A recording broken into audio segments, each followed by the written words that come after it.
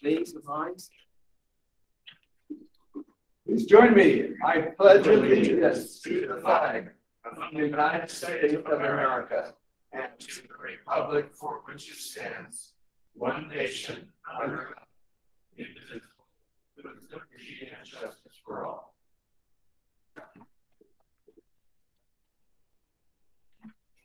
Thank you, Commissioner. Again, welcome and thank you for being here with us. We're going to try to make it short and sweet. So, but we would like to also your participation. Yes, Commissioner is just walking in. Thank you.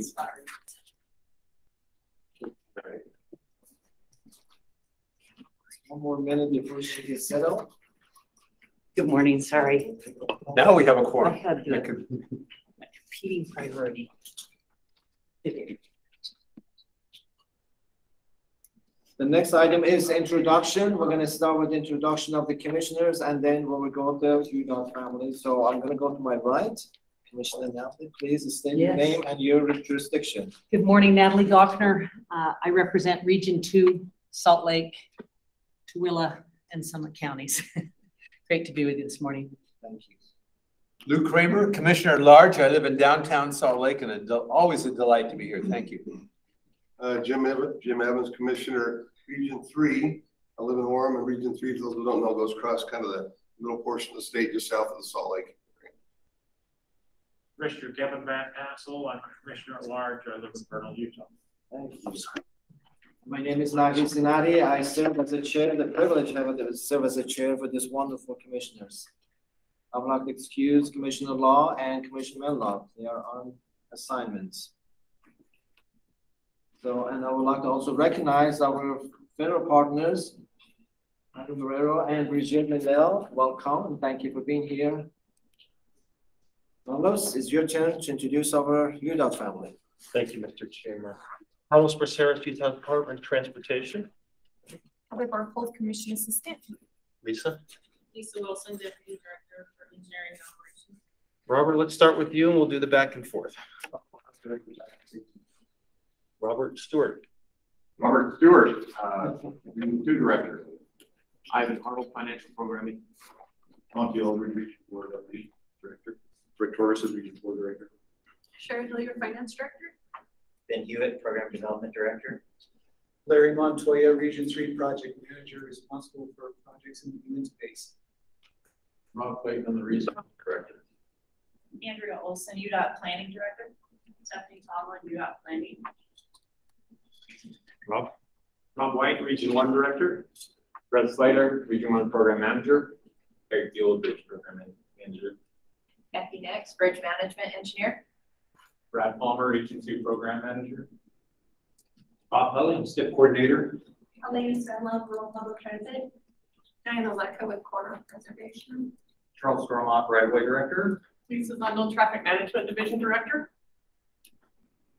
Jordan. Jordan Lee, Technology and Innovation. Carrie Noble, Technology and Innovation. I think that's the group, Mr. Chairman. Okay, the next item of agenda is our federal highway department.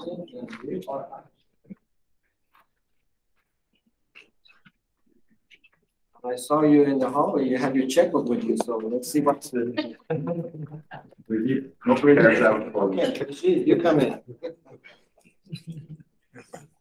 I may have a couple of bucks to talk about today. Good morning, Mr. Chairman and Commissioners. I'm Ivan Morero. I serve as Division Administrator here in Utah for the Federal Highway Administration. And thank you again for giving me a few minutes to talk about the Federal Highway Program and bring issues to your attention. Let's see. There we go. Just a couple items for your attention this morning.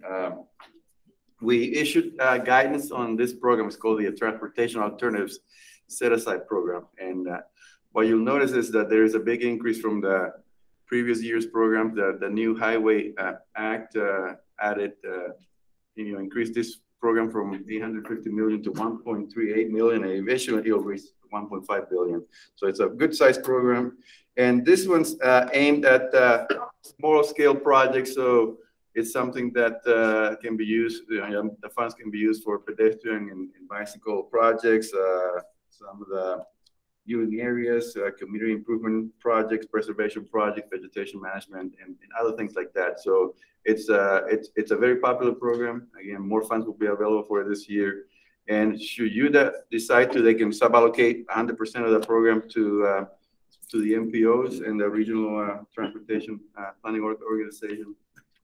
And also, you can take these funds and transfer half of it to other programs. And should they choose to, the new requirement is that they first make a competitive grant process. So see if there's any interest, and then once that's completed, the state will be able to transfer half of those funds to other programs. So those are kind of that sort of new changes to the program this year. The second one is we came up with new guidance for our carbon reduction program, and this program is, like it says, aimed at reducing emissions on our transportation system. So under this program, the states will have to get with the MPOs and put together a strategy to reduce carbon and submit that by November 15th of 2023.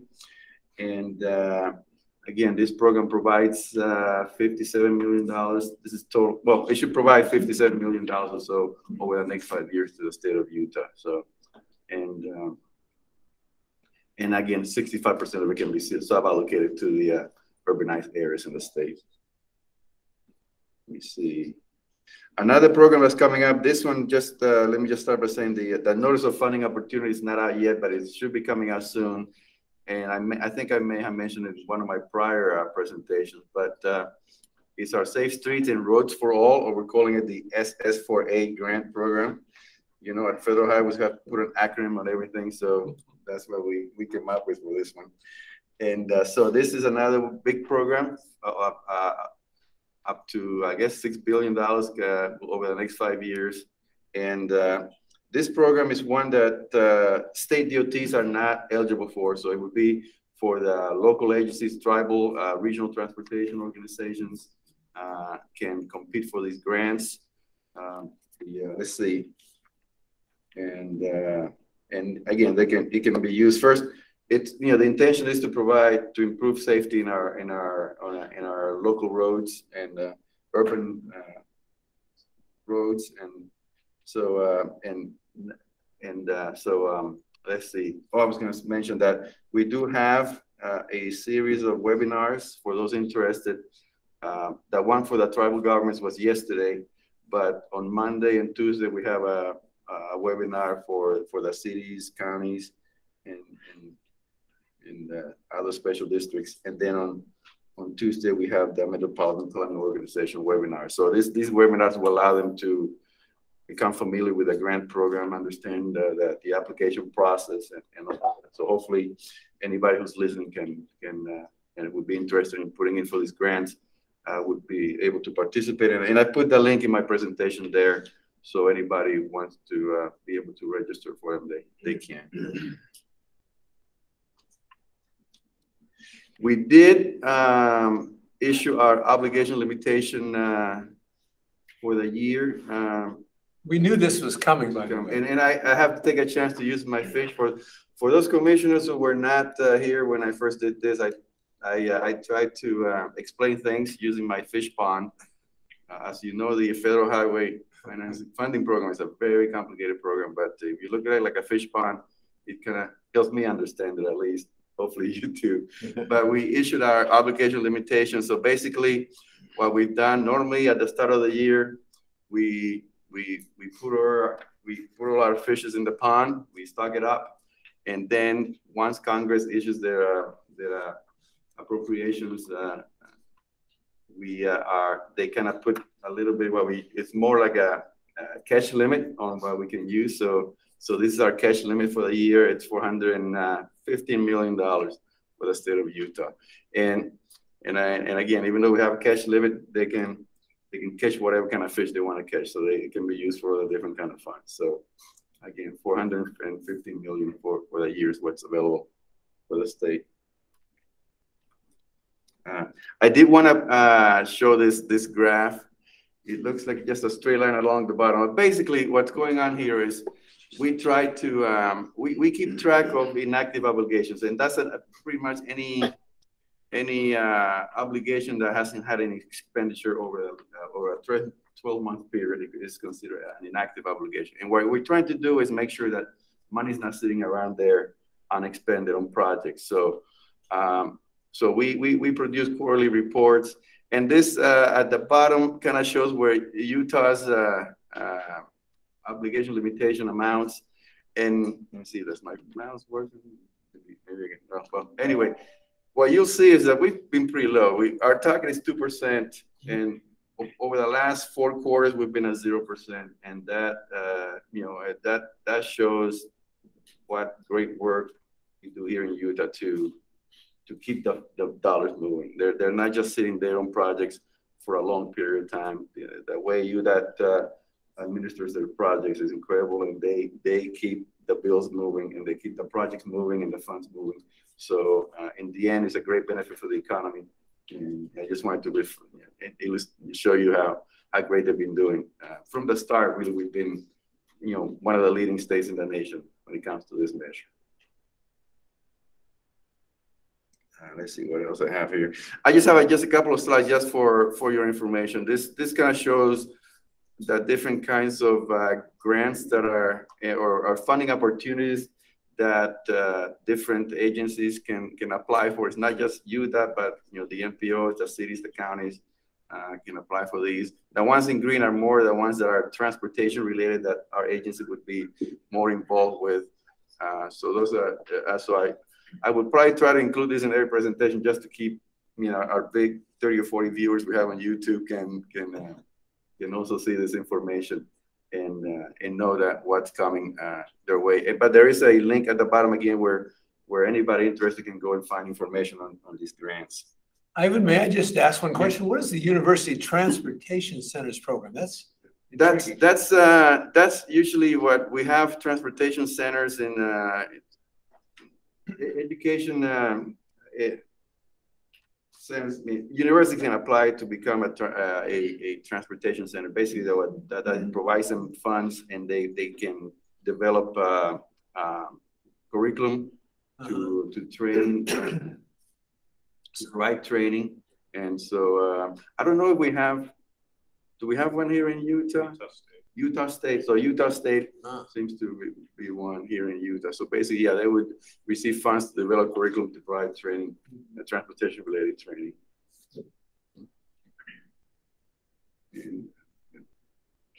And the last one, just again, I just want to refer anybody interested to this website where they can find out more information on the bipartisan infrastructure law if they need more details. With that, I'd be glad to answer any questions you may have. So your fish pond has a catch and keep, not the catch and release, right? You can catch and yeah, and then you can catch them all. That's the only thing. You gotta leave a few for next year. How's Utah doing on the bipartisan infrastructure act appropriations? Ballpark. On the appropriations, are we taking advantage of the opportunities? I guess that's the question. Yeah, well, you know, Ben does a great job summarizing that, but I think, I don't know that we've had any, we haven't issued any, I'm not aware of Utah receiving any grants yet related to the Infrastructure Investment and Jobs Act. I mean, it's still, but we've only come out. I don't know that we've actually awarded anything. We're kind of gearing up. I think the biggest one's going to be that Safe Streets for All, because those are going to be small size grants, but there's a huge. I think they're expecting about 800 or so grants to be awarded under that program, and that's going to basically a lot of the cities and the counties, I would imagine, are going to be the ones applying and receiving those grants. So that will be, I think, the first. Is that the first one? Well, we don't have the notice of funding opportunity yet. I'm trying to remember. I think that would be the first big grant announcement. Well, with the Native American opportunities too, we ought to be in prime location to be helpful on that as well. Yeah, I mean, I think Utah has received several RAISE and infra and other kinds of grants. Yeah, this is a competitive process, so that's the thing, is competing against other states and other cities and stuff like that. So it's out of our hands. This is kind of, it's not our agency that makes those selections. It's high level kind of decisions. But we'll keep that fish pond stocked. Yeah, we'll hopefully bring some more fish next time I speak to you. Right, thank you. Thank you. Next item on the agenda is grants update. If you want to know what grants, Professor Fung will give you those answers. Good morning, Ben. Thank you, Mr. Chair. Good morning, Commissioners. Ben Hewitt, UDOT Program Development Director. I'll just pull it up off of there. Excellent.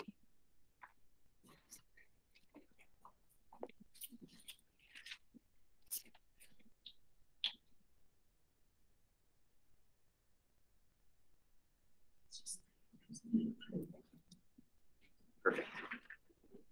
So for the grant update today, look at the grant tracking spreadsheet. So the first item is a Iij grant that's related to utility detection. This one's been on here for a while. It's been submitted, and we'll keep it on this list until we hear back. This is a grant program that we've done very well in the past. It's a rolling, open rolling grant program that typically happens once a year. Then for the next, trouble with the cursor here. The next group of grants, so this is one that is a Iij grant. It's within the Iij Grant Program, so the RAISE grant. So there's 3 projects on here in this category. One is a UDOT grant that we put in for the US 189 University Avenue Viaduct Replacement Project. And so that one, this submission happened earlier this month.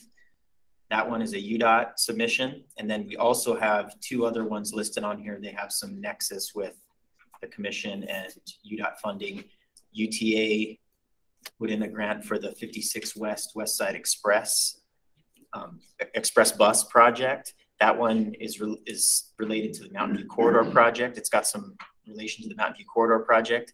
And it also is on the Transportation Investment Fund funding recommendations in this agenda for TTIF funding, which would be a great coupling of grant and TTIF funding. And then the next item is similar. This is SR 224 Bus Rapid Transit with High Valley Transit. They submitted a RAISE grant application for that project, and that is the same, where it's on the recommended list for TTIF funding.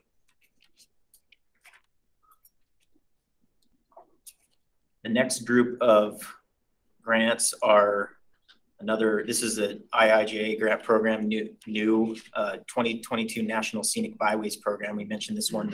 The notice came out, I believe, just before our last commission meeting. So we were just evaluating and that notice that came out. So there are 6 projects that are under consideration for this program. This one's it's got a little bit of a different process where there's a letter of intent that we coordinate with the individual. There's some individual committees related to the scenic byways and other entities. So there's a letter of intent process that initially identifies the possible projects, and then we have a team member that coordinates with the scenic byway, the state scenic byway committee in the Office of Tourism, because the requirement for this is that we submit a prioritized list. So these 6 that's what's happening right now, is they're going through and they put priority to that list of scenic byway related projects. So there's some projects on here: Brian Head Interpreted Facilities, a couple of projects related to Zion, Flaming Gorge, and then some general Office of Tourism plan development projects. So there's 6 of those. So I think that they just extended the deadline on that submission. I think it was originally earlier, but now it's in June, at the end of June. Yes. And can you confirm that our state's Scenic Byways Committee and the sort of infrastructure that makes this happen is all intact, and that we're maximizing our take here. The reason I ask is that prior to our last meeting, I was made aware that the Scenic Byway Committee hadn't been meeting for a long time. There hadn't been any money. There wasn't any reason to meet. I just want to make sure that it's been reconstituted and that we're doing right by our state on this particular grant. I hope I can speak. That was my understanding as well. There'd been a long period of, not a lot of funding available, but my understanding, and help me if I misspeak, but there has been some effort to respool that committee back up. I don't know the details. I don't know if anybody else does, but that it probably has been a little bit of a, I guess use the word fire drill to kind of get that back together. But we can find out more information on exactly how that's going. But I'm just wanting to express that I think this is a really important one, and it's wonderful to see the money available. And we have a lifeline coming in. Thank you. Needed. Usually the other way for me. Ivan Hartle, Financial Programming. So Commissioner, until last month, 12 of the 13 seats for the Office of the Scenic Byway Committee had been vacated. There's a 4-year term that's appointed by the governor, and during COVID, they did not meet at all. So most of those seats had become vacant. Since the release of this notice of funding opportunity, those seats have been appointed. We're told they're now back and they're fully staffed. Great. That's great to hear. Answering the question. Yeah, no, that's great to hear. Thank you. And it has, if I remember right, it was 2012 was the last funding opportunity for Scenic Byway. So it told you it's gone kind of slow. Yeah. Good thing we have you to ask those questions. Well, someone in the region asked me about it. Quality control. Quality control. And then the other grant program that is open right now is called the Multimodal Project Discretionary Grant Opportunity. And this is I call it the triple NOFO because there's 3 grant programs in this notice: the Mega Projects Grant Program, the Infra Grant Program, and the Rural Grant Program. So the good thing about it is that you can submit a project in response to this, and it would be considered for whichever it would qualify for. So with that in mind, the project that we're taking a look at, the one listed here, I-15 widening south of Cedar City with some possible add-ons of some active transportation and even the possibility of the South Cedar interchange, that one would potentially qualify under 2 of those sub-grant programs. So it's almost like get some wider opportunity there with that submission. So UDOT is evaluating that, doing some benefit cost. Most of these grant programs have a benefit cost component to them where they have a filter where you have to show a good benefit cost. And so we're looking at that one that's what we're looking at right now for that one. And then the other one in that category, we are partnering with UTA. This is for the Mega Project grant category on an application for the Front Runner Forward project for some initial design money related to that project. And then the last 2, these are ones that we added prior to last commission meeting. These are related to legislation. So these are placeholders. So there was appropriations in the last session for a future grant or future grants for both wildlife mitigation project on I-84 and then the Provo sub-rail consolidation. So as those grant I think there's a wildlife crossing pilot program and then a CRISI grant related to rail that, as you know, as Ivan shows us that list of upcoming grants, hopefully those will pop on there, and then this is placeholder for the match for those grants. So the list is, and then like Ivan showed, this list probably is just going to keep getting longer as we get farther into the grant releases for the different programs. So any questions that I can answer on the grants? Thank you. Thank you.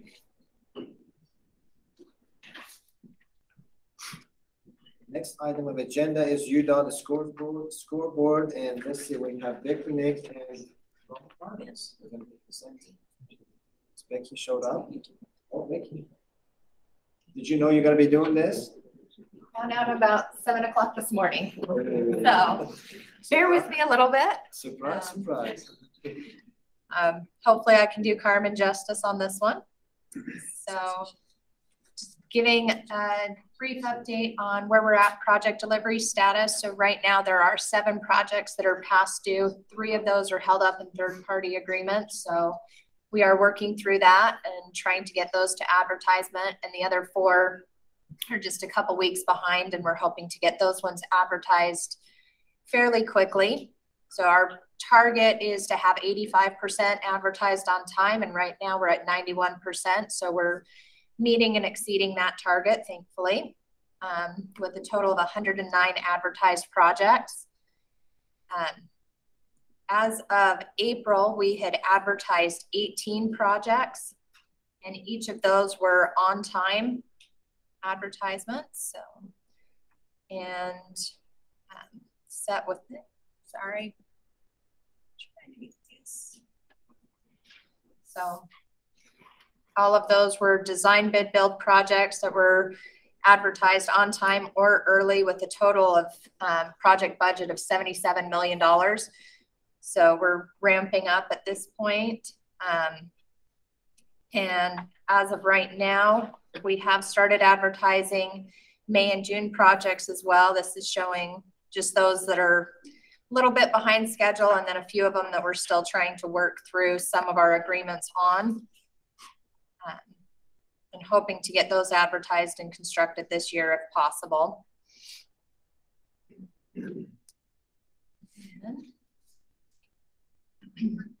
So right now,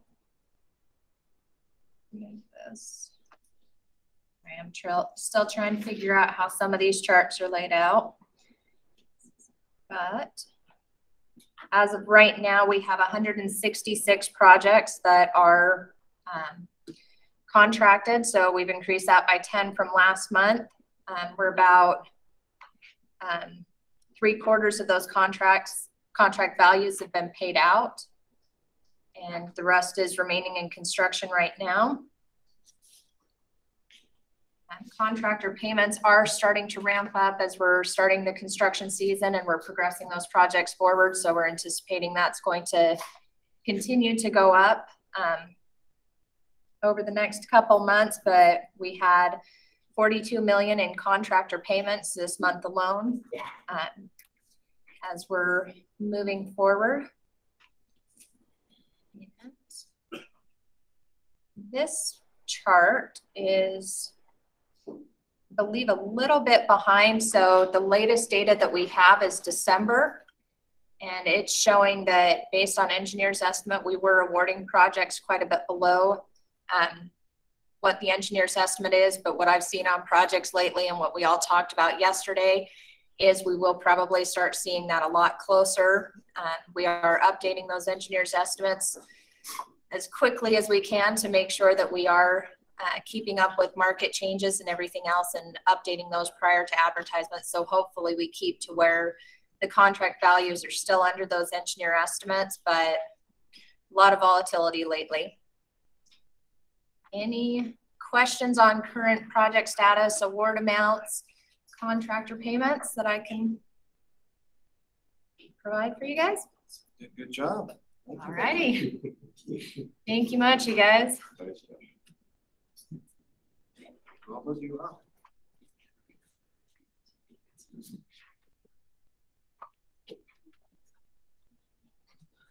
Good morning, Commissioners. Thank you for the opportunity to be here with you this morning. I truly wish. Oh, it's been a little bit. I am Robert Miles. Still, I'm the Director of Traffic and Safety at the Utah Department of Transportation. I wish that I brought better numbers and better news this morning, but we are still in the middle of a pretty tragic situation. Our safety score is at 46% right now. We are losing points. We're losing all the progress points in traffic fatalities, internal injuries, and internal equipment damage. I just actually flew in last night from a National Committee on Safety meeting, and this sad news is we're not alone in this boat. This is something that's happening around the nation. That doesn't mean it's something we should take solace in. There's still a lot of work to do, and there's a lot of things to work on. We'll keep focusing on those. There's a few tragic things I want to bring up this morning. April's a really rough month for us, particularly for bicyclists. We had more bike fatalities in the month of April than we've had in any of the previous years that I could find on record. So we have a lot of messaging work to do, a lot of work to do with our user communities, and a lot of review of our system to work on. We're currently sitting at 96 fatalities as of this morning. Since January 1. Since January 1, yes, I apologize. And 10 bicyclist fatalities, just to be clear. And put in context, from last year's total, about 329. Yeah, last year's total, we were at 328, I believe is what the current number sits at. There was one that was pulled off for medical reasons, if I remember correctly. We are currently about 20 fatalities ahead of where we were at this point last year. So we have more fatalities this year than we did last year, and more fatalities last year than the year before that. I look forward to the day I get to stand up here again and say, hey, those trends are reducing, and they will. We have to stick with it. So, our pedestrian numbers, I mean, they're pretty high as well. Our pedestrian numbers are higher than they were last year. They're nearly 50% higher than they were at this point last year. We currently have 44 pedestrian fatalities in our system. Last year, at the end of April, we had 30. So again, there's a lot of work to do. We're looking for new solutions. There's new ways we need to start looking at some of these conversations. We need to start talking about, how do we bring down the amount of energy involved in some of these crashes, particularly those with vulnerable users. So we'll be working on that as we move forward. Any questions? Anything else I can provide? Can we just, how much is this elevated that Governor Cox knows and legislative leadership knows the challenges we're facing here? I only ask that because it feels to me like it's bigger than UDOT. Thank you, Mr. Chairman. Thank you for the question, Commissioner. The governor is well aware of this. We have this conversation, and the legislature has interim study items that they've identified. We have not yet seen the final decisions for interim month in May. I've heard talk that it's going to be a safety month, but they very much want to talk highway safety. We work closely with our friends at the Highway Patrol Office and all law enforcement, all the medical responding community as well. We work together in a partnership under the Zero Fatalities campaign to bring more awareness to this as well. Yes, our legislators and the governor are aware of our trends and are concerned about it.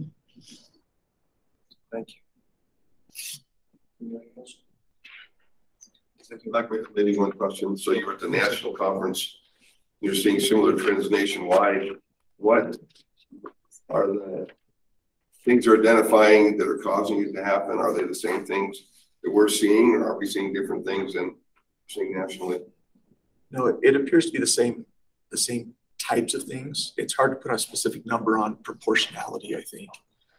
But the overall trend of the conversations or tone of the conversations is about behavior. We had the individuals from Tennessee Department of Transportation provided a presentation which they highlighted the change in discourse, civility within the public sphere, behavior on roadways, types of crashes that occur, work zone type crashes, drug use, alcohol use, those types of things. All these indicators of the way we behave are trending upwards. And it makes sense to me because we didn't suddenly change the way we designed or maintained roads. We didn't suddenly have less safe cars on the roadway. Really, the third leg on that stool is how we behave as individuals.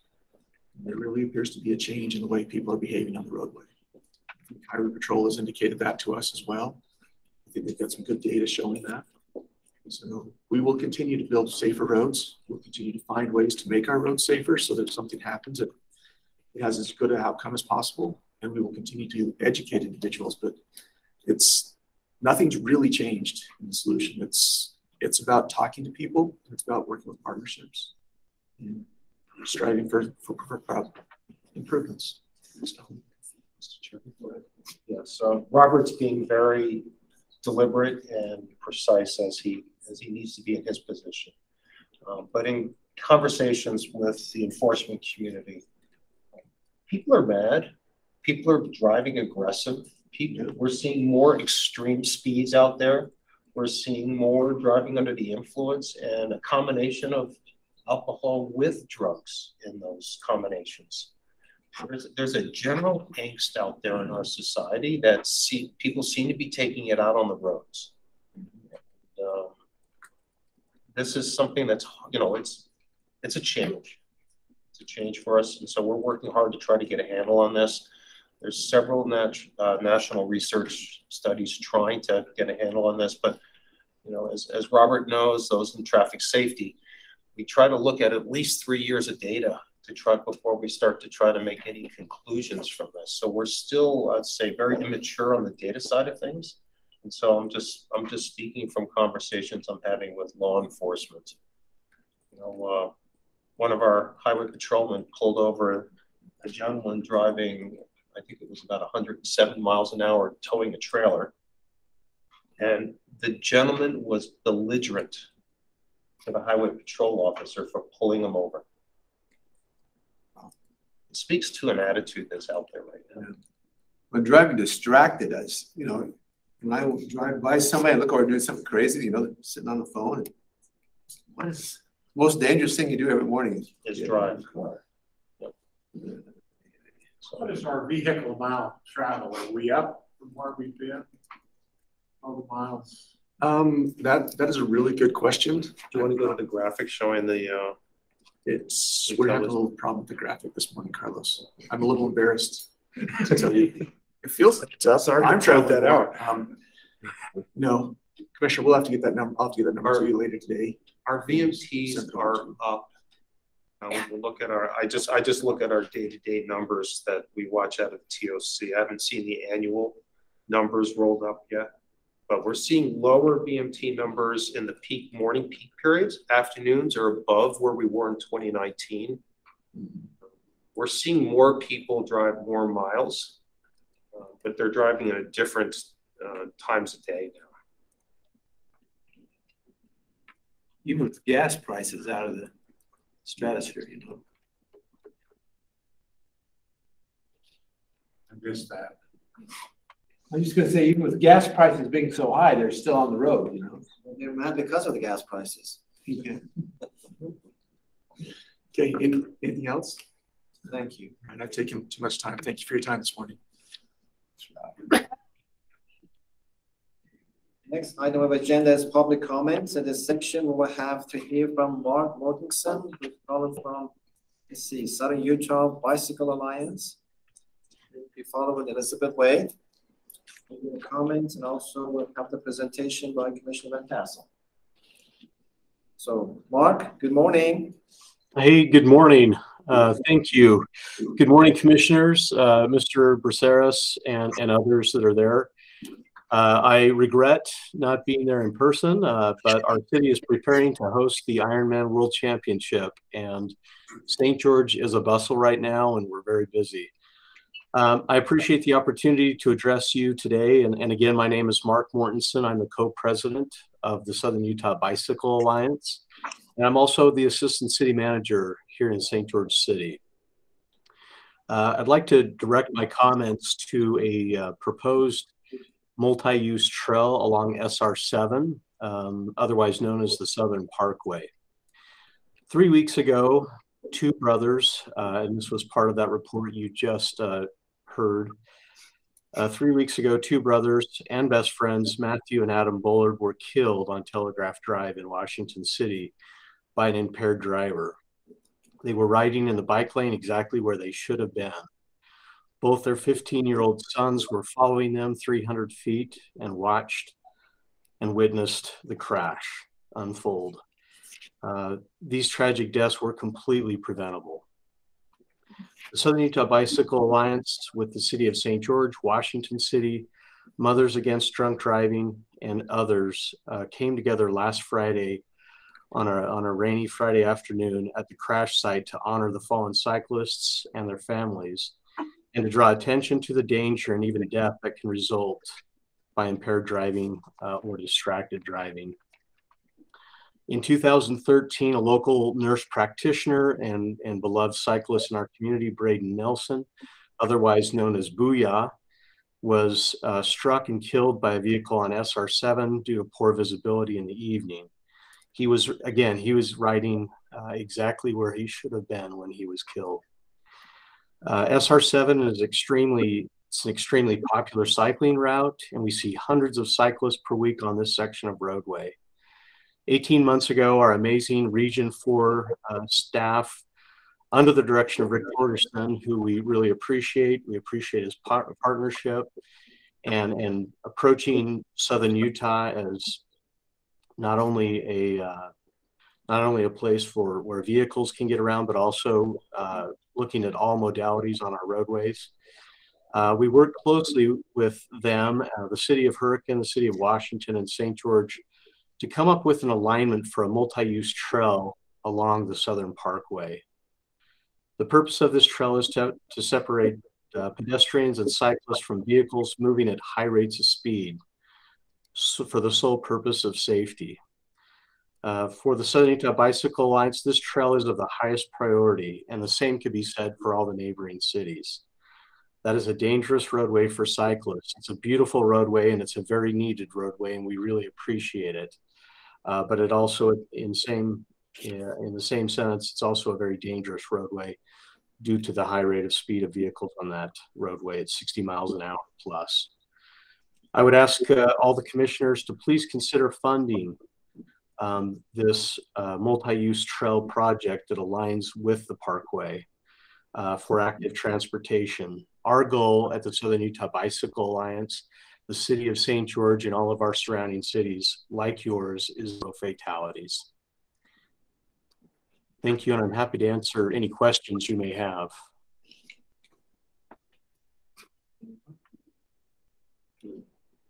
Thank you, Mark. There's no questions. Thank you for your comments. Thank you. Thank you so much.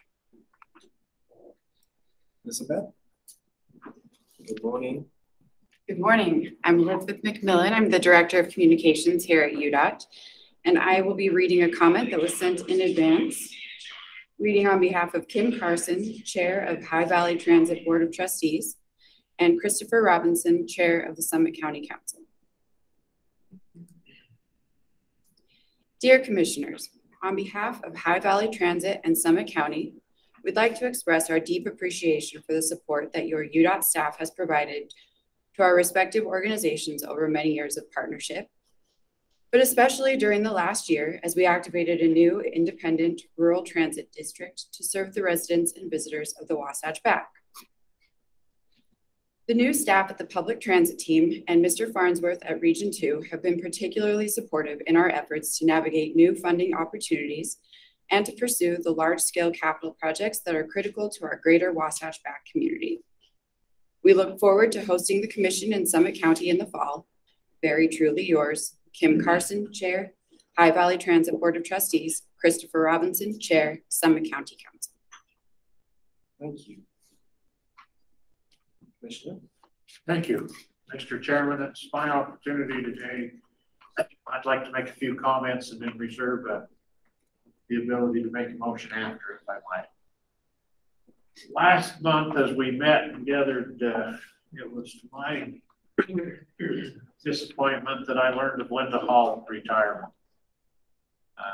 For me, spending 12 years in the Senate and then 4 years since that time here at the commission, it caused me to rethink and to remember all of the times that I've spent with Linda. I spent a lot of time with Linda. Linda, you never had to worry about when she was at the Capitol. It was just locating her where she was at. She was very dutiful. She took care of business. If you ever needed a question, if she didn't have the answer, which most of the time she did, she'd get back with you within an hour and give you the information.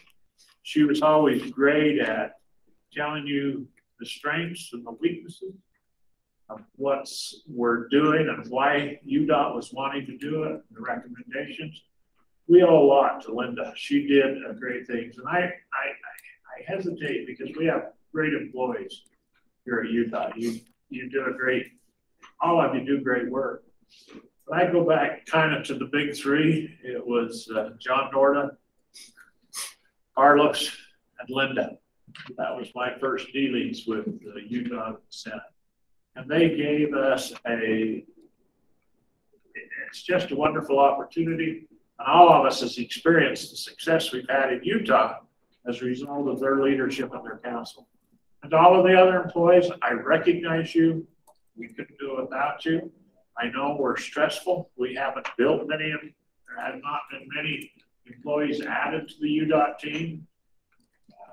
A little bit as we go along, but we're doing things better, more efficient, with less manpower. And I don't know how we thank them for that, but we do thank you. So, Mr. Chairman, I would like to make a motion that as a board that we draft a letter of appreciation to Linda Hall and thank her. I don't even know how many years she's been here. I know where 16 of them are. I can account for that. I don't know how many more there was before that. And I've often thought that if she took comp time for all of the time she spent at the Capitol, she only had to come to work 2 or 3 days a year after that. But anyway, she's been a great ally for UDOT and our processes. She understands the process. So my motion to be is that we draft a letter of appreciation and thankfulness from the board, from the commission, and that I would like to sign it personally. And so we'll need to get that around so we can get it signed. But that would be my motion, Mr. Chairman. I certainly second that. Everywhere. With that, then I will have ask for all of you say aye for this motion. Aye. Aye. Any opposed? Thank you. Thank you. Thank you for your motion. I don't know who we work with. We'll take care of it. Elizabeth, please. Oh, yeah. I mean, since this is still my agenda item, I will volunteer to write that letter. I had the opportunity to work for Linda several years, as you know, and she's amazing. So I will just pour all of our gratitude into one letter and then we can all sign it. And if we have a silver barrel, if she hasn't got one, she probably has more than one. But gotta give her a silver barrel. Do you want to share what she did take with her? The one thing she wanted. So many of you know she was involved with the seatbelt, the primary seatbelt bill. So getting it passed, that would be a primary law. I think that it's safe to say that was the crowning achievement of her career. So we had a little shadow box that had a seatbelt clicked into place, a picture of the signing of it, and a copy of that with the governor's signature on it. So that was the one thing that she asked to take with her. So she took that, getting a replica made because she deserves the original. Thank you. And yes, Mr. Chairman, she's also, and I thank the commission for this. I know she'll appreciate it. We'll do a clip of the YouTube video and send her that. Okay, yeah, absolutely. Said we, I'm looking at Elizabeth. Yeah. Again, I'll volunteer to do that. But she's also going to be recognized on the Senate floor in the May interim meeting as well. President Adams felt, I think, as strongly as Commissioner Van Tassel about Linda's service to the state of Utah. So thank you very much, commissioners. She was wonderful. Elizabeth, you're in charge then. On it. May 18th, if you would like to celebrate with her. I'll just talk up Linda all day. Send us email. Okay. Please. Well, again, if Linda's listening or the other, thank you, Linda, for all you've done. I mean, unless you've been up there through the grind, I'm not sure we appreciate what she has done. But she did remarkably well. I'll share with you one event that I remember well. We were running legislation to allow UDOT to work at night. There are some real benefits to that for UDOT, as well as the community, even though the communities don't always appreciate it. But if we can work at night and when the traffic isn't there, we get projects done faster, more on time, and without as much inconvenience. And we worked that legislation through. Linda was very helpful with that. And I know that it's still being played with a little bit, but ultimately our nighttime hours are when we impact the public the least. And for those that are neighbors, I'm sorry, I understand that. Last night at the hotel, our room was next to the swimming pool, and so we understand how that works. Especially when you have high school kids there on tournaments and things, but again, it's one of those processes that we can use to get in, get the project done and move on and get things back to normal. Linda was great working those things, and once Linda bit into it, once she was there, it was just done. I mean, the legislators took care of what we needed to do, but Linda helped get it done. So thank you, Linda, for all that you've done. Thank you, Linda. Thank you. Thank you.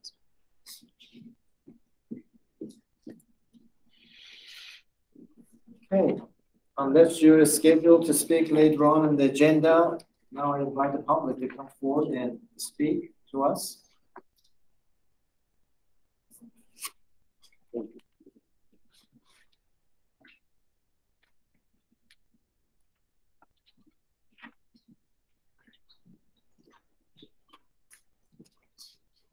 Good morning, Commission. My name is Harrison Johnson. You saw me last month. I work with Philadelphia City. We're working right now with your team to put together a proposal to help us expand access from State Route 59 into our town. Since you last saw me, we did have another accident on Arizona Route 389, but this time it was only 500 feet from the border, which turns SR 59 into 389. Thankfully, this time it did not result in fatality, so it was a head-on collision, excuse me, that did result in very serious injuries. But again, I think that one of the biggest parts of the takeaways of that is that we're seeing the exact same traffic conditions. Obviously, at this time, it's only 500 feet from the state line that we're seeing in State Route 59. So again, this is just kind of an additional thing that helps us understand that there really is a safety issue on this road, the speeds that are very dangerous here, that are very dangerous in Arizona, that are causing crashes, are the same ones that exist just across the border. The line doesn't seem to have an effect on drivers as we thought, or we hoped it might. We've been working with your team, Tracy Munson and Chris Hallhopen, just fantastic, extremely helpful, putting together a lot of our, helping us guide us towards the best way to partner up on some of these on some of these projects.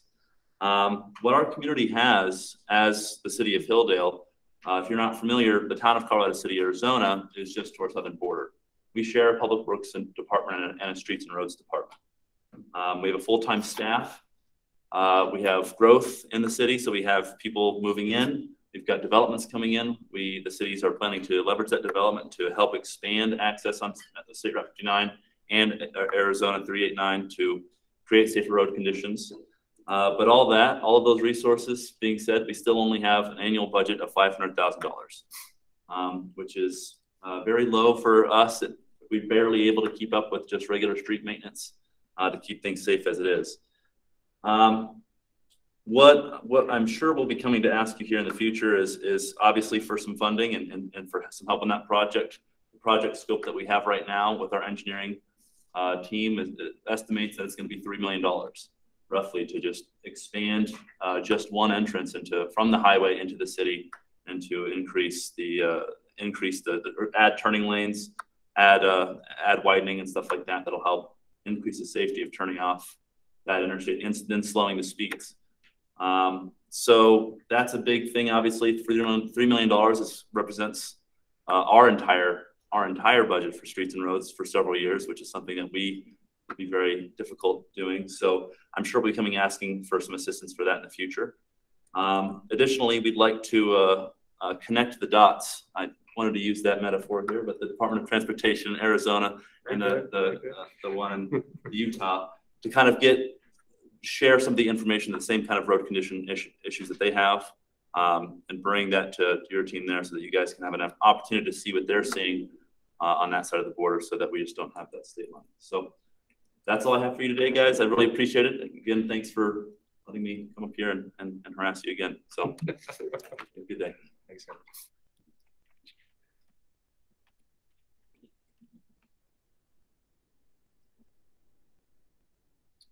Anyone else?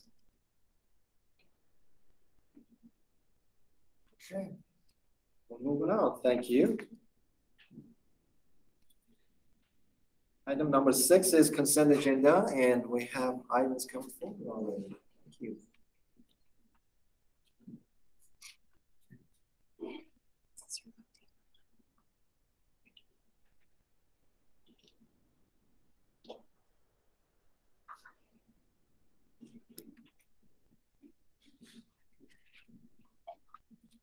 Oh, you need to present.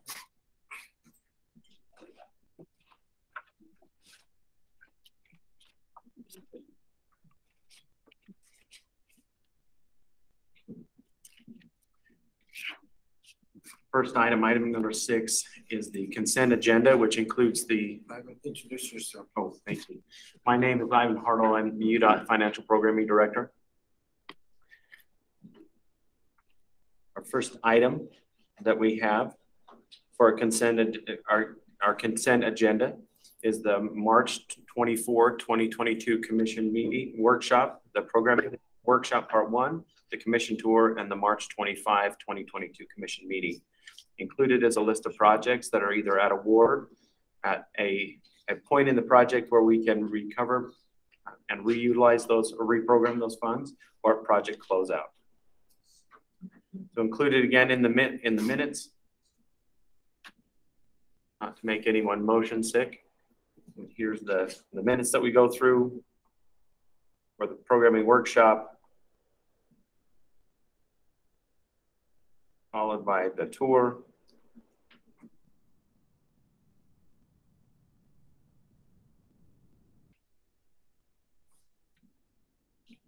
The commission meeting minutes on the Friday.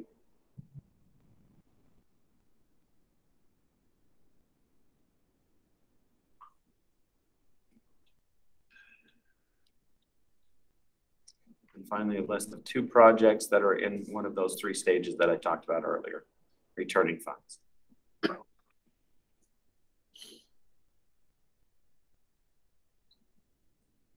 Our request today is a motion to approve the adjustments to the projects in the included table and approve the March 24, 2022 programming workshop part 1, March 24, 2022 commission tour, and March 25, 2022 Utah Transportation Commission meeting minutes as detailed. Mr. Chairman, so I'd second. There's a motion and a second. To that, I'm gonna make my comments. For preparation of these meetings every month, I usually go through the meetings minutes to read, and I'm so marveled to see Heather's penmanship. How detailed, how wonderful. Even the spellings of the names is just beautifully correct. And most of you have funny names, just imagine. Try to spell right names and right. But thank you. We're so blessed to have you, and thank you for your talent they so beautifully share with us. With that note, all in favor say aye. Aye. Aye. Any opposed? Motion carries. Thank you. Thank you.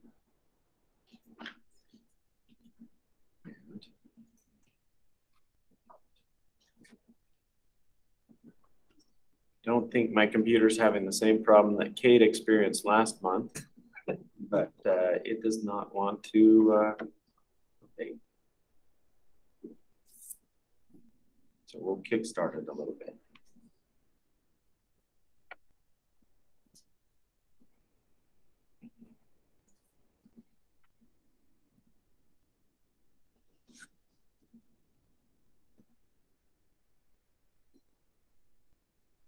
Apologies.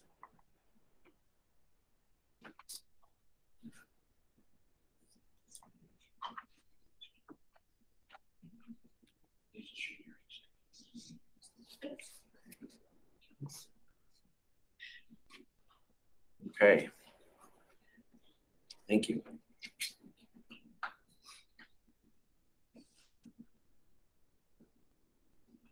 Our next item on the agenda, 7A-1, is the US 89 Rich County line to Idaho. This is a funding addition to a project from the $480,000 funding addition to a $3.6 million project. This project will lane level and place a chip seal on 10.5 miles of US 89 in Ridge County. This project was advertised with the low bid coming in at about 115% of the engineer's estimate. The higher than anticipated bids were partly due to the remote location of the work and the escalation in the material prices. After reviewing the bids, UDOT Region 1 feels that it's the correct decision to add funds and award this project. Located here on our map, stretch of 89.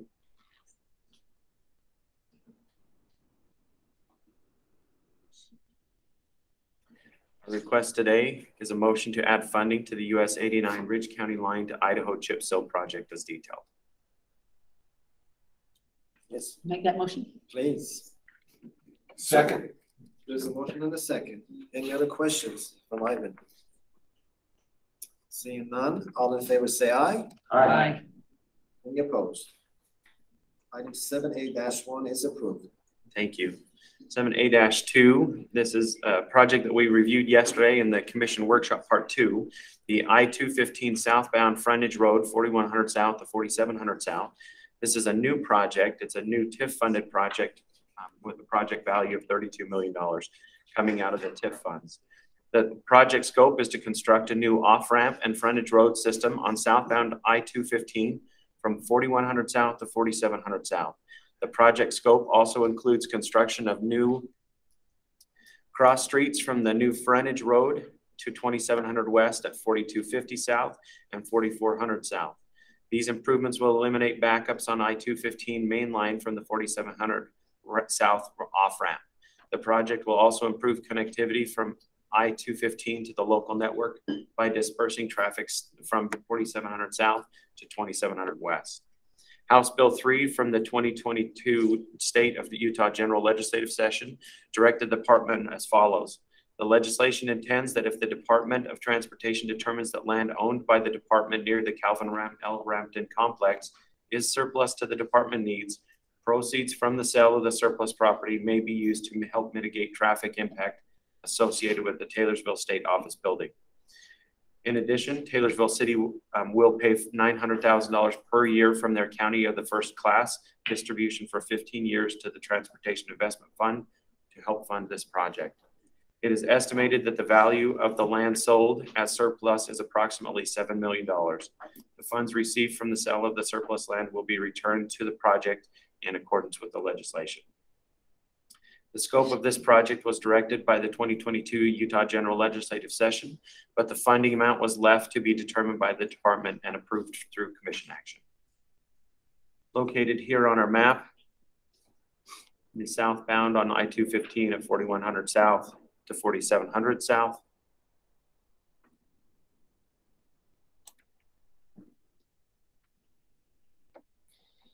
I'm going to switch views.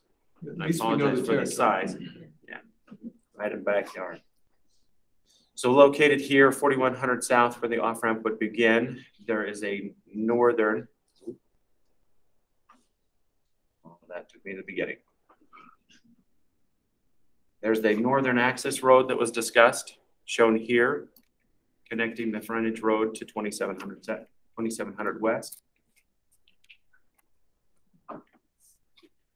And the southern act road, which will be between the Calvin Rampton complex, which is this building right down here by the edge of the locator map legend, to the new state office building shown here towards the top of our map.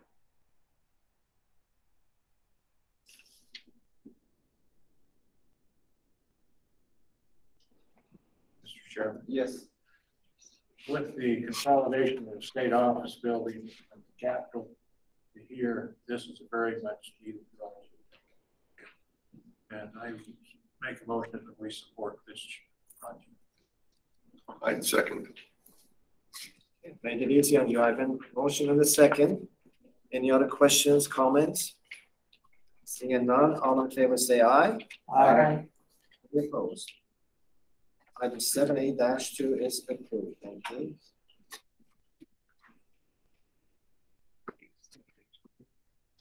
7A-3 is the US 191 north of Vernal, milepost 365 to 367. This is a new project funded out of the Transportation Solutions Program. We also reviewed this project yesterday during the workshop. US 191 serves a major trucking corridor between Wyoming and New Mexico. Approximately 13 miles north of Vernal, the highway traverses mountain terrain with steep ground grades and numerous switchbacks. This segment has a daily average of 560 semi-trucks, which represents about a third of the vehicles on this corridor. This project includes the set of switchbacks near the Simplot phosphate mining and reclamation site. We'll show on the map. In 2019, Simplot phosphate mining proposed relocating US 191 to the east, away from the current switchback area to a more gradual incline and alignment that would allow for climbing lanes. The Simplot proposal include building most of the necessary embankments for the realignment in kind, a contribution equating to $19.8 million. UDOT would then complete the construction. In the past 10 years, there have been 45 crashes in the project area, with 2/3 involving semis. Flattening the curve and reducing the grades through the area will greatly enhance safety and improve operations. Shown here on the map, the current switchback area between milepost 365 and 367, and then the proposed route realignment from the feasibility study. Mr. Chairman? Yes. I would again speak that we approve this final project. I know everyone's tired of hearing from me, but you know, about 2 months ago, we lost another driver there as he came down. The semi-truck and rolled on one of those switchbacks. And as the local drivers know and understand that mountain, but all of those that come in from out of state, most of these are all out-of-state vehicles. This is a huge safety project. Simplot, 10 or 15 years ago, Simplot helped create the runaway truck lanes that were there. It's part of their reclamation project. The question is asked, why would Simplot do this? Every time there's an accident, they're the first ones to respond. And it interferes and shuts their operation down. But this is a win-win. Again, we got a $20 million match. I know this was a long ways down the step, but by doing what we're doing, we're able to bring 20 million in to help us, and we're going to save a life or two. So with that, I'd move that we approve. And I second, because I guess it's a no-brainer when you hate to turn down a big match like that to help us get it done. With that, any other questions? And also for the public record, the reason you're not seeing that many questions from the commission, because we have seen this project yesterday and explained to us, and we went already the project a few months ago. We've actually taken a tour up there. We've looked at that, yes. Looked at it in person. So don't be surprised when you don't hear that much from commission asking questions. Quizzing. All in favor of this project, say aye. Aye. Yeah, we did. Any opposed? Motion carries. Item 7A-3 is approved. Thank you. Our next item, 7A-4, is along I-70. This is a box beam barrier replacement located in the canyon. This is a funding addition, the current project value of $2 million with a $1.1 million increase. This project will replace 2 miles of a box beam barrier system in Salina Canyon. This is 2 miles of an 8-mile barrier system that is outdated, making replacement pieces difficult to find and maintain. Additionally, when impacted by vehicles, it is difficult to repair and requires multiple personnel to spend a large amount of time in the very dangerous median. The box beam barrier system will be replaced with a concrete barrier system.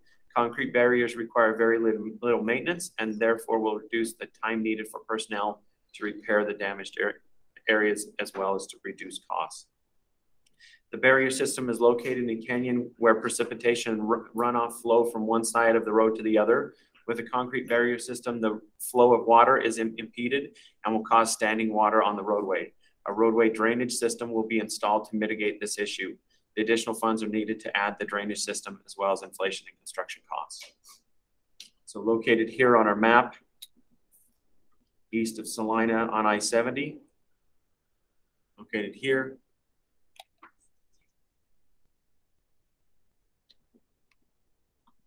Here's a picture of that box beam barrier in the center of the median as an example of how close that is when there is a problem and when that barrier needs to be replaced.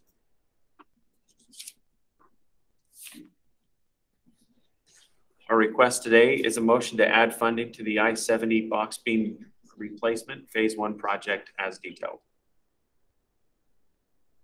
I'll make that motion. Thank you. I'll second. There's a motion and a second.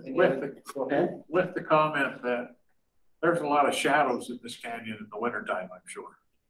And this will help us prevent ice and additional draining system as we talked about yesterday.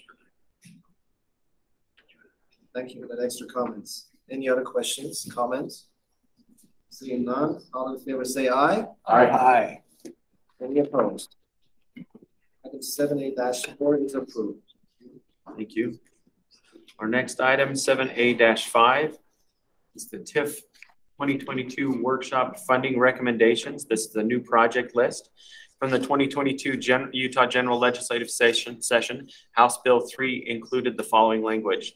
The legislature intends that as projects are prioritized from funds appropriated to the Transportation Investment Fund by this item, the Transportation Commission consider highway projects as they are currently ranked by the Department of Transportation. As the Commission dispersed projects, statewide geographically, and that the Commission consider projects beyond the normal programming horizon. The following project list is based on the department's initial recommendations and commission inputs from the March 2022 programming workshop.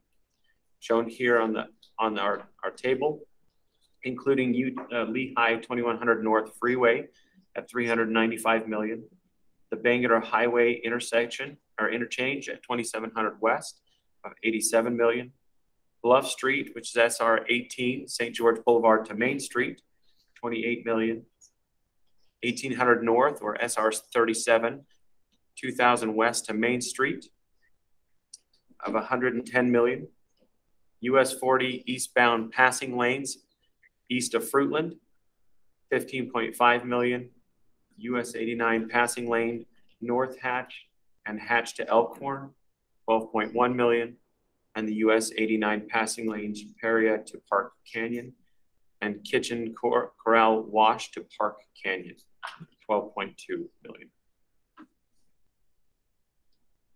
Yes, please. Ivan, remind me what was it SR 37? Remind me where that is. At the Main Street one. You'll have first place. Sorry. 37. It's not. It's Clinton. Clinton, thank you. I was going to say north of Ogden, but that's not a very good example. No, that's good. Weber County, Hill Air Force Base. We'll be talking about 2 parcels, and there will be plenty of maps on the corridor preservation item. So pull that up as a visual, but Clinton. That's great. Okay. That's good. Yeah, it was such a big amount. I wanted to make sure I understood where it was.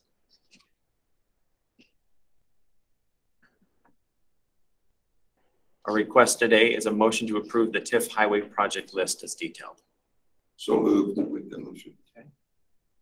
I'm happy to second it. Thank you. With the comment that I noticed that we do really well at UDOT with acronyms, and then there's the whole SR stuff that I haven't caught up with yet. I was with Rick yesterday, and he kept going SR this, SR this. I'm like, I'm trying. Get the know your state. No, you're good. We'll get there. Any other questions, comments? Seeing none, all in favor say aye. Aye. Any opposed? Item 7A-5 is approved. Thank you. Item 7A-6 is Park City Transit. This is a bus stop improvement funded from the CARES Act program from FTA. This project will reconstruct and rehabilitate transit passenger facilities at 2 existing bus stop locations at SR 224 or Park Avenue in Park City.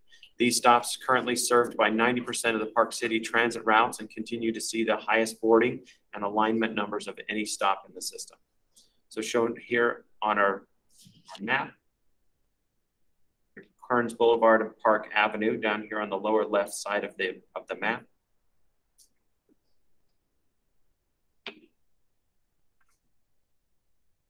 Here's a picture of the existing facility that will be enhanced.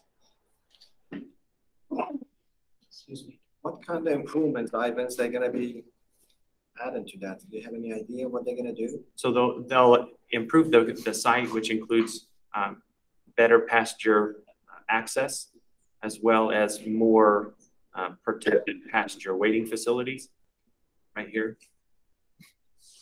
I know it's Park City, but that still seems like a lot of money for, did I see that, was the number over $1 million? Yeah, 1.6. For two, so. 1.6. Yeah. $1 million doesn't buy anything anymore, Commissioner. Not even in Park City, I guess. Not but even. I will look forward to seeing what that does turn out to be.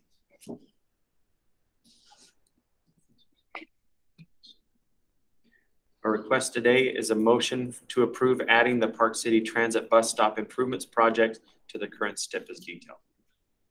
So moved, Mr. Chair. Thank you. I need a second. I'll second it. Thank you. There's a motion and a Taxpayers' money. second. Taxpayers' money. Any other questions, concerns, comments? Seeing none, all in favor say aye. Aye. Aye.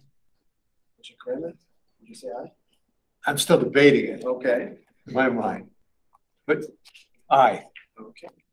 Now, I'm gonna visit that. That'd be nice. We will pull together a more robust plan set and changes and be able to provide that information to you. Any opposed? Motion carries. Number 7A-6 is approved. Thank you.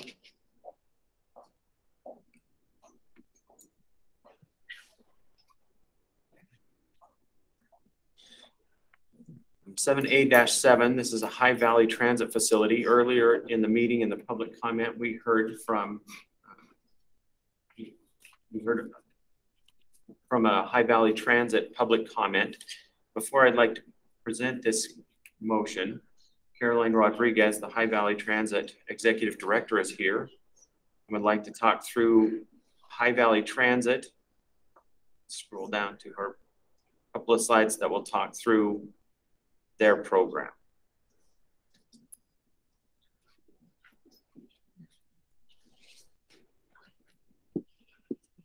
Hello, Commissioners. Thank you for having me. I'm Caroline Rodriguez, Executive Director of High Valley Transit. I had fully intended to come here today and spend 30 minutes talking about all the excellent things that we feel like High Valley Transit has accomplished. For everyone's benefit, Mr. Hartle has reined me in quite a bit. So I'm just going to give you the Cliff Notes version, but I am assured that I will be allowed to talk your ear off in September when you visit Summit County. Ooh, I pressed the wrong button.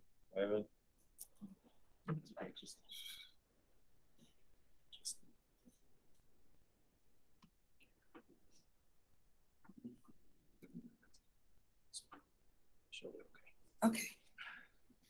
Yes. Okay. So as many of you know, Summit County had a very long relationship with Park City Transit, providing really great fare-free public transit service in Summit County and the Park City area. As we've continued to see growth, it really got to the point where Park City Transit felt like they need to focus inward on public transit within their municipal boundary, and the county was really the entity that should be responsible for providing public transit service in a regional sense to the Wasatch Back. So we have been in service for just about 1 year now. We soft launched in May of 2021, and our full launch was July of 2021. We provide a mix of services, which is fixed route on the large 35 and 40-foot buses we're used to, and some cutaways. Then we provide microservice, which is a flexible, on-demand service that you also have in the Valley. We've implemented that up in Summit County to the tune of about 700 trips a day just on our micro fleet. You can see our service map. The shaded area indicates our micro zone with all of the micro service connecting to our fixed route service. That is our primary goal for the micro service. With the implementation of this multimodal service, we've been able to expand our public transit reach about 25%. We're now able to serve some of those higher mountain areas that experience, difficult weather, no sidewalks, areas where a 35-foot transit bus should not be. We've expanded that with micro.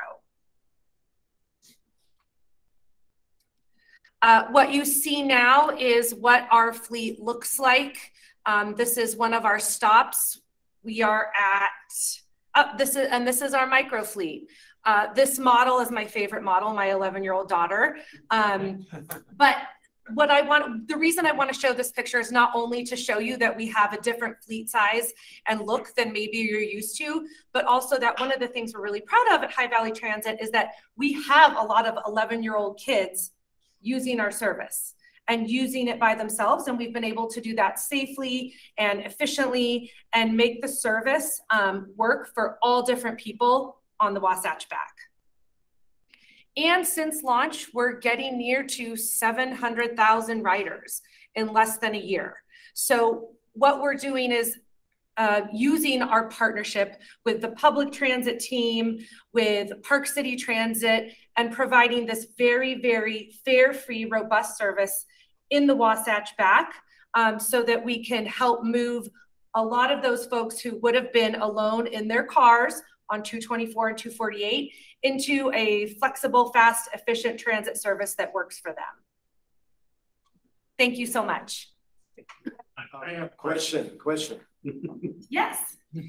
About a year ago, we approved, did you get the federal grants that you were applying for? We did not last year, but we're really, really hopeful for this year. And I think you heard about our raise application earlier in the meeting. So where is this $31 million? Is it coming from Tiff? Where are we proposing that this comes from? We do have in the fact sheet it talks through. Pretty fast. I didn't. On the fact sheet, we have detailed out where that funding will come from.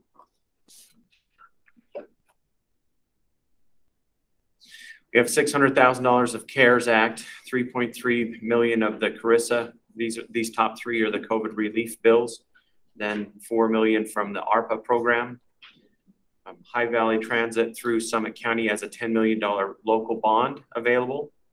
They have 8.5 million that they're seeking a federal grant, but if they're not successful in the federal grant, it will be coming out of their local funds.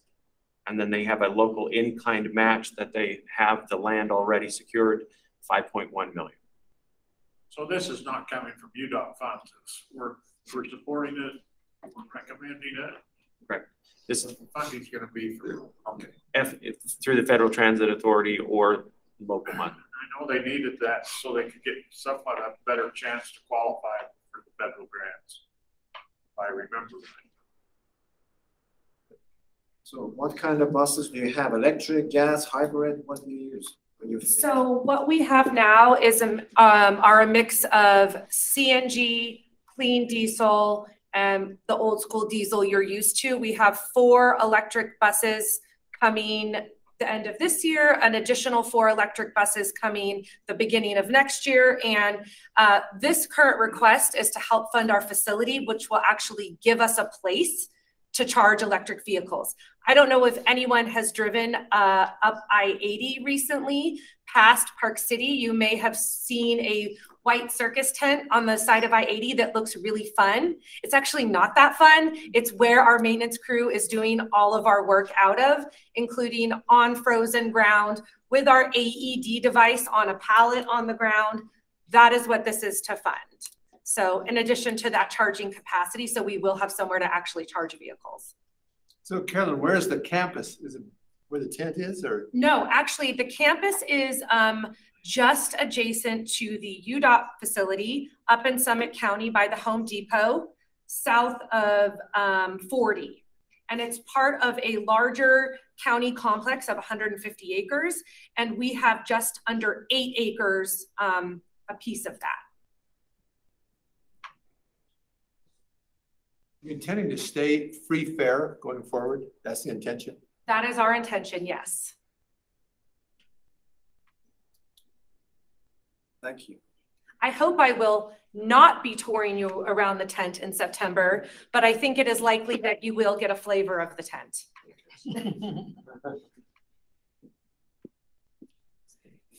Sure. So 7A-7, is a new project with local and FTA funds. Park City Transit has expanded the supported service area beyond the city limits, and it was determined to split the transit services between Park City Transit and a service area from Summit County, High Valley Transit is a new public transit provider in Summit County. Riders are able to commute zero fare by either an on-demand, the microservice, or a fixed route service. The microservice launched in May 17th of 2021, and the fixed route service launched July 1st of 2021. High Valley Transit has proposed a campus that includes an operations and administration building, a shop and maintenance facility, or building, and an enclosed bus parking area. Through coordination with High Valley Transit and FTA Region 8, it is proposed to use the federal transit funding for the capital construction and not fund the operating expense or administrative costs. The funding proposal breakdown is as follows. We've just reviewed that. About $8 million of federal, and then the rest local. The service area that Caroline talked about earlier, this is the microservice.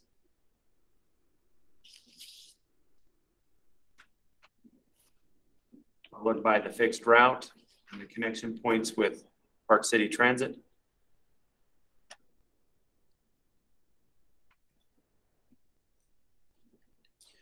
Our request today is a motion to approve adding the High Valley Transit Facilities project to the current STIP as detailed.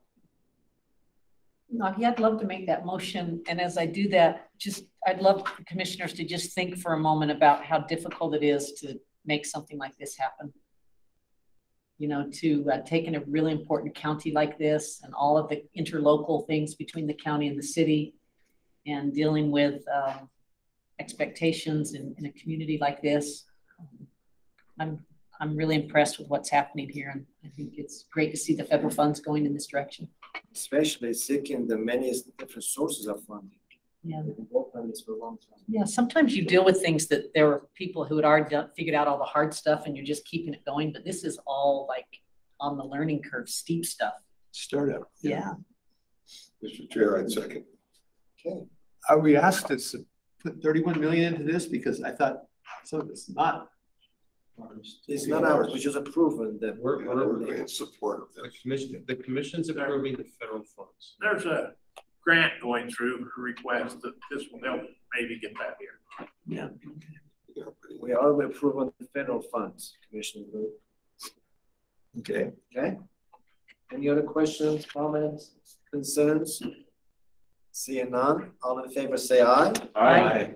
Any opposed? Item 7A-7 is approved. That's the lucky number right there, Caroline. Thank you for being here. Thank you very much. See you September. See you. I will see you then. I'll be ready to talk. Have a shelter for September. We don't want a tent.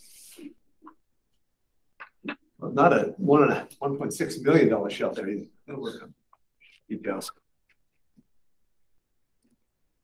7A-8 is the TIF 2022 workshop funding recommendations. This is a new project list. The following are recommended projects from the TIF Transit ranked prioritization list. These projects were presented in the March 2022 programming workshop, as well as reviewed yesterday in the workshop part 2. The project descriptions: 5600 West Express Bus and Park and Ride at 6200 South, which is a UTA project with a total estimated cost of $34.2 million, with the required match of 13.6 and 20.5 of TTIF. SR 224 Bus Rapid Transit System, the total estimated project cost of $50.5 million, with 20.2 coming out of the as a match and 30.3 as the TTIF. The 200 South Transit Priority Signal System in Salt Lake City, $3 million project, 1.2 as the match, 1.2 for TTIF. Followed by the High Valley Transit 2 electric vehicles and chargers with Summit County, $2.9 million, with 1.1, almost 1.2 as the match, and 1.7 from TTIF. Why wasn't that last, I'm sorry, I missed that part of it yesterday. Why isn't that in the previous item we just approved, the High Valley Transit? This was a TTIF submitted or TTIF program that is independent of the facility. The source of funding.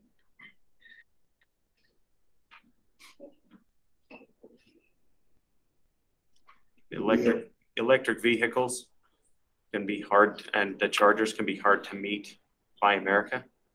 TTIF funding is state funding.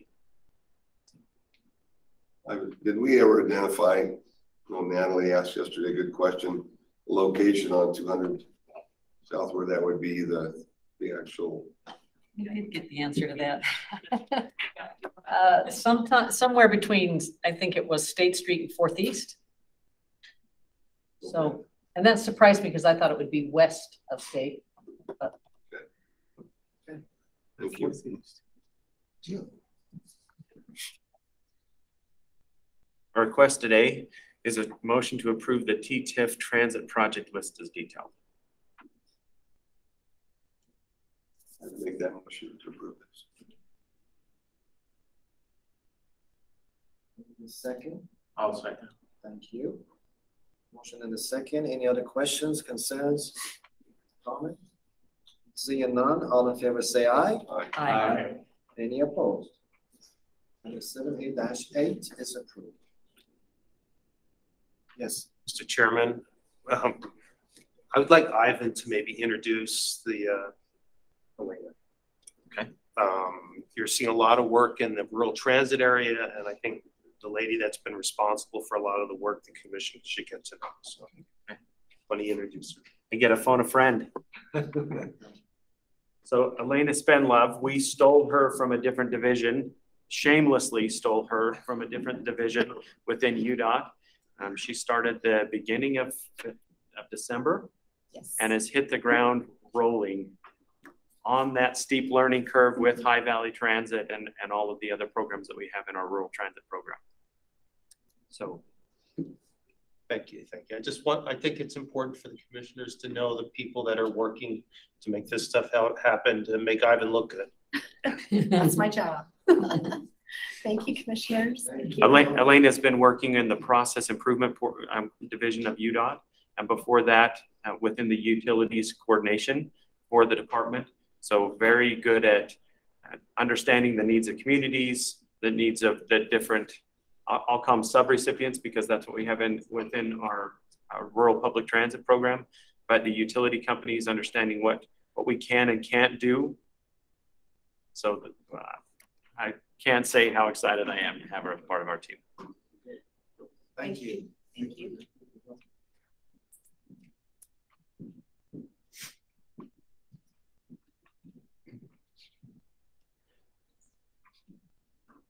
Item 7A-9 is the TTIF legislative projects list. House Bill 3 from the 2022 State of Utah General Legislative Session directed the department on 3 projects funded by TTIF. The legislation reads, the legislature intends that the Department of Transportation use $75 million appropriated by this item to double track strategic sections of the Front Runner commuter rail and may use up to $5 million of this appropriation for planning and environmental analysis to extend Front Runner to Payson, including station area planning as appropriate. The legislature intends that the Department of Transportation use 75 million of appropriation by this item for a future transit project at the point of the mountain. The Department of Transportation will complete the alternative analysis that will include both rail and bus rapid transit options for consideration of final plan. House Bill 322 from the 2022 State of Utah General Legislative Session directed the department as follows. Before October 31st, 2022, the department shall submit to the Transportation Interim Committee a written plan for the department to assume management of all fixed guideway capital development projects within a large public transit district for which state funds are expended. These 4 projects will be added with their associated funding and scope. Shown here, the Front Runner Strategic Double Track for 70 million, the Front Runner South Payson to Provo Environmental Analysis and Station Planning for 5 million, Point of the Mountain Transit Project for 75 million, and the Fixed Guideway Plan Development for 250,000. This is an information-only item. Our next item, 7A-10, is the Tiff 2022 legislative projects. This is a new project list. In the general session of the 2022 Utah legislative session, 4 projects were directed to be funded from the Transportation Investment Fund. House Bill 3 from the 2022 session, the legislature intends that the Department of Transportation use $5 million appropriated to the Transportation Investment Fund by this item to conduct an environmental analysis for an interchange at US 6 and Spanish Fork Center Street. The legislature intends that the Department of Transportation use $5 million appropriated to the Transportation Investment Fund to conduct an environmental analysis and preliminary engineering for an interchange at I-84 in Mountain Green. And Senate Bill 13 directed the department, Section 2A, the department shall perform an environmental analysis related to the proposed extension of the western terminus of SR 92 with funds appropriated to the department for that purpose. Upon completion of construction of the proposed extension of the western terminus at SR 92, the department shall recommend to the legislature an amendment to the description of SR 92 in Section 72.4.115 to reflect the new western terminus. So these 3 projects listed on a project table, the interchange at US 6 and I-15 in Spanish Fork, the environmental study for $5 million. The interchange on I-84 in Mountain Green, the environmental for $5 million, and the SR 92 Western Extension environmental for $4 million. Again, these are information only items that also have been reviewed in both workshops, part 1 and part 2 in March and April. 7A-11 is a grant submittal development. It's a new project funded through the Transportation Solutions Project for $250,000. The Infrastructure Investment and Jobs Act authorizes $1.2 trillion for transportation and infrastructure spending, with $550 billion of that figure going towards new investment and programs. These investments and programs target $176 billion to roads, bridges, and highways, and $64 billion to public transit and airports. These authorized amounts include funding for existing and new competitive grant programs. The department will utilize this funding to develop grant submittals in response to the notice of funding opportunities that we've been discussing today. I think it bears noting how huge those numbers are. 1.2 trillion is $1,200 billion. Unbelievably inflationary, and everything else thereunto appertaining, but it's there, so we're going to be part of it. This little, just for the record, Mr. Chair. Just for the record. That's the new norm. Yeah. This graphic shows that 1.2 trillion. See if I can zoom in a little bit better. But it shows where that 1.2 trillion will be set through, with 176 billion of the roads, bridges, and highways, broadband, miscellaneous infrastructure, the 64 billion here in our public transit and airports. Are you still in this? This also is an information review only. This project has been approved by the Deputy Director Authority given in the Utah Transportation Commission Policy 01-01.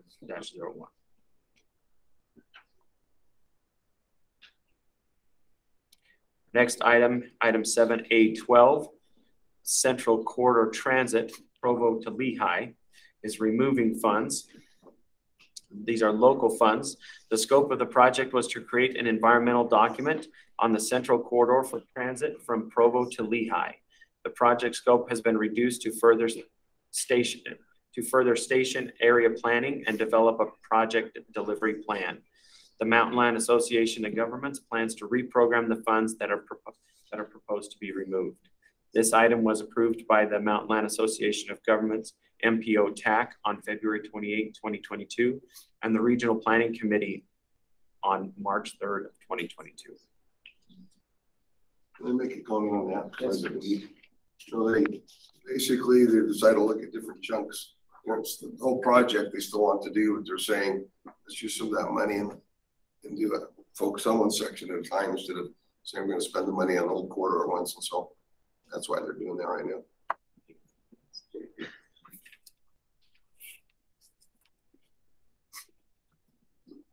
Again, here's from the map, you can see the corridor where it was stretched. The information only item. Next item 7A-13. This is a project combination located in Region 4, 2 projects on I-70. The above table shows 2 project combinations, 2 project for combination. These individual projects have previously been approved through commission action. Project combinations are done to provide efficiencies in project delivery.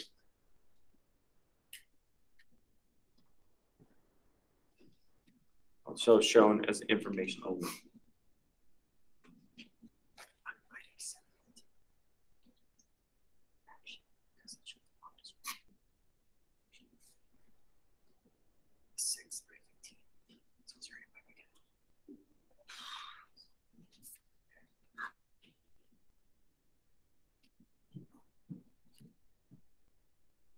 We're going to jump back.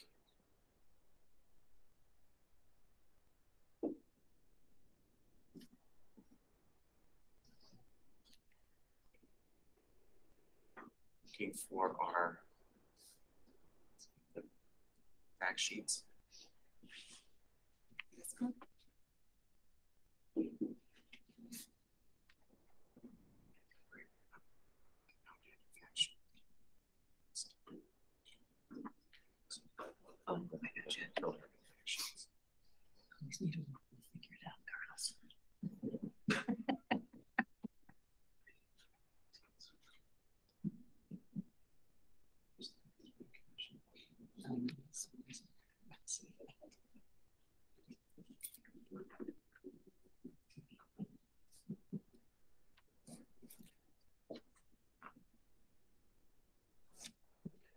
Okay. My apologies on this one. I missed the project description update on the US 6 on the previous slide, and I'm just going to jump between these to compare so you'll be able to show the difference. The project description as presented was the interchange at US 6 and I-15 in Spanish Fork Environmental. The correct project description is the I-15 Spanish Fork Center Street Interchange Environmental. Yes. I just want to thank Ben for his attention to detail there. That's what he's getting, big buck. Quality control. It's been an interesting one as we work through the process, so get it right. Watch out for it. Thank you, Ben.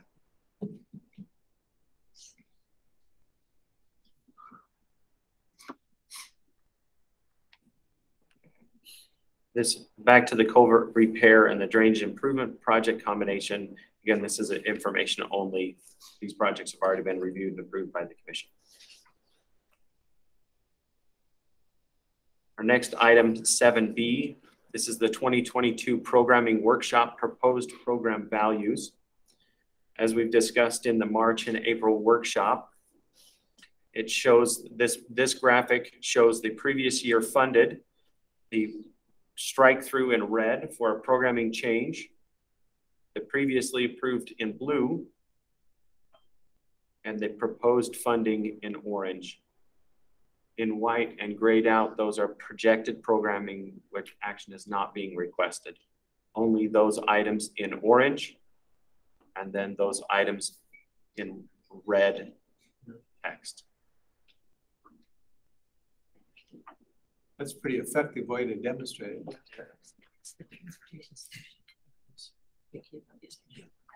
In the March 2022 STIP workshop part 1, the department presented proposed values that would fund programs in future years. The department seeks approval to use the amount shown in the table above the program projects for fund programs in the year shown.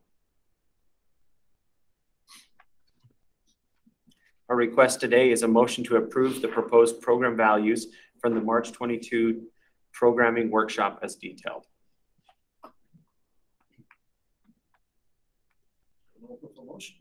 So moved. Yes. Okay. A lot of good work. Oh, we enjoyed the background. Thank you. I'll second it. Thank you for that. Any other questions regarding this list? All in favor say aye. Aye. Any opposed? Item 7B is approved. Thank you. Thank you. Our last item, 7C. We've discussed this for the last 4 commission meetings, the Bridge Formula Program. Before you today is the bridge list, as discussed yesterday in the programming workshops. The Infrastructure Investment and Jobs Act Bridge Formula Program provides an opportunity for funding and rehabilitation and replacement of existing bridges to address deficiencies due to aging and deterioration. The 5-year program, fiscal year 2022 to fiscal year 2026, provides Utah with a minimum of $45 million per year. Federal funding has already been apportioned to Utah for this program in the fiscal year 2022 year. There are currently 41 poor condition and 137 load posted, 19 of which are both poor condition and load posted, locally owned bridges listed on the National Bridge Inventory, or NBI. The load posted bridge is a bridge that has load restrictions due to the original design or current condition. The department's goal is to address the needs of as many locally owned bridges as possible. The department recommended and was approved to move 4 bridges early into the program, and the rest of the list would be proposed in the 2022 workshop. The list shows 90 bridges in total, 55 locally owned off the federal aid system, 23 locally owned on the federal aid system, and 12 state owned. Again, on this bridge formula program, the direction from federal highways is a minimum of 15% going to local. You can see the vast majority is actually going to the locally owned and off system program. Including in the packet of materials is the list of all the bridges. Highlighted in yellow shows the 4 bridges that have already been moved to the program through previous commission action. And the 3rd page.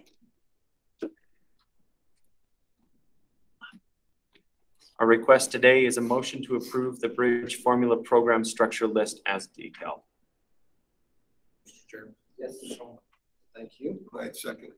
There's a motion and a second. Any other questions, concerns, clarifications, comments? Had a chance to review it, and it's an important list. For the last 4 months. All in favor say aye. Aye. Aye. Any opposed? Item 7C is approved. No, I have a quick question. I just wanted to figure this out. After our meeting in St. George last time, after we got back, I turned on the radio and they reported on the commission meeting. I thought it was so unusual. And what they decided to report on was that we had approved the bridge over the Jordan River. And I wasn't clear. There's a lot of bridges over the Jordan River. I just wanted to know what was so newsworthy about what we had passed. And which bridge was it? Does anyone know the answer to that? Interesting. What did we approve in St. George that? That'll pull it up. I kid you not, they went live Yeah, to. they did. Did you hear it too? Yeah, I heard it too, driving home. Yeah, and it surprised me, and I wanted to, I've been wanting to show my husband which bridge it was. Bridge over troubled water. Anyway, we don't have to take time, I mean, maybe someone offline, but I was trying to. Those ones where we were in partnership. Yeah, and I keep seeing all these Jordan River ones, and I keep trying to catch up. To it, and I'll catch up with you at the end of the meeting. Yeah, okay. Sounds great. What I did remember is we have over 3,000 bridges in the state of Utah. It's astounding. You know how to have that much water. Have bridges over. Well, the Utah Department of Inspiration met today.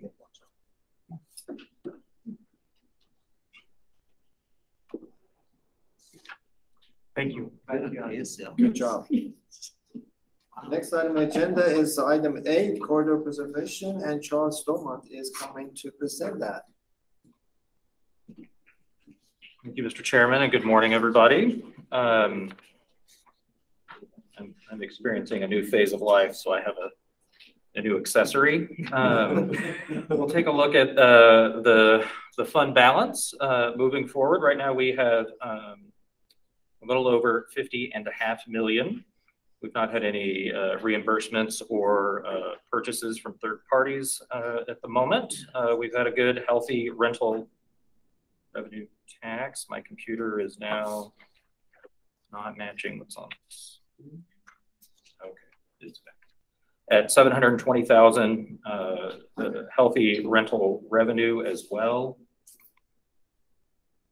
Did the mouse work for anybody else? Healthy interest income, total income of just over $820,000. Expenses totaling up to a little over $92,000. We've not had any purchases close. This is as of February 28th. We're running into an interesting little issue where our advisory council presentations, we had to move them back a little bit to be able to meet all the agenda deadlines for this meeting. So this information is a little dated. We've had quite a bit of progress with these obligated parcels. The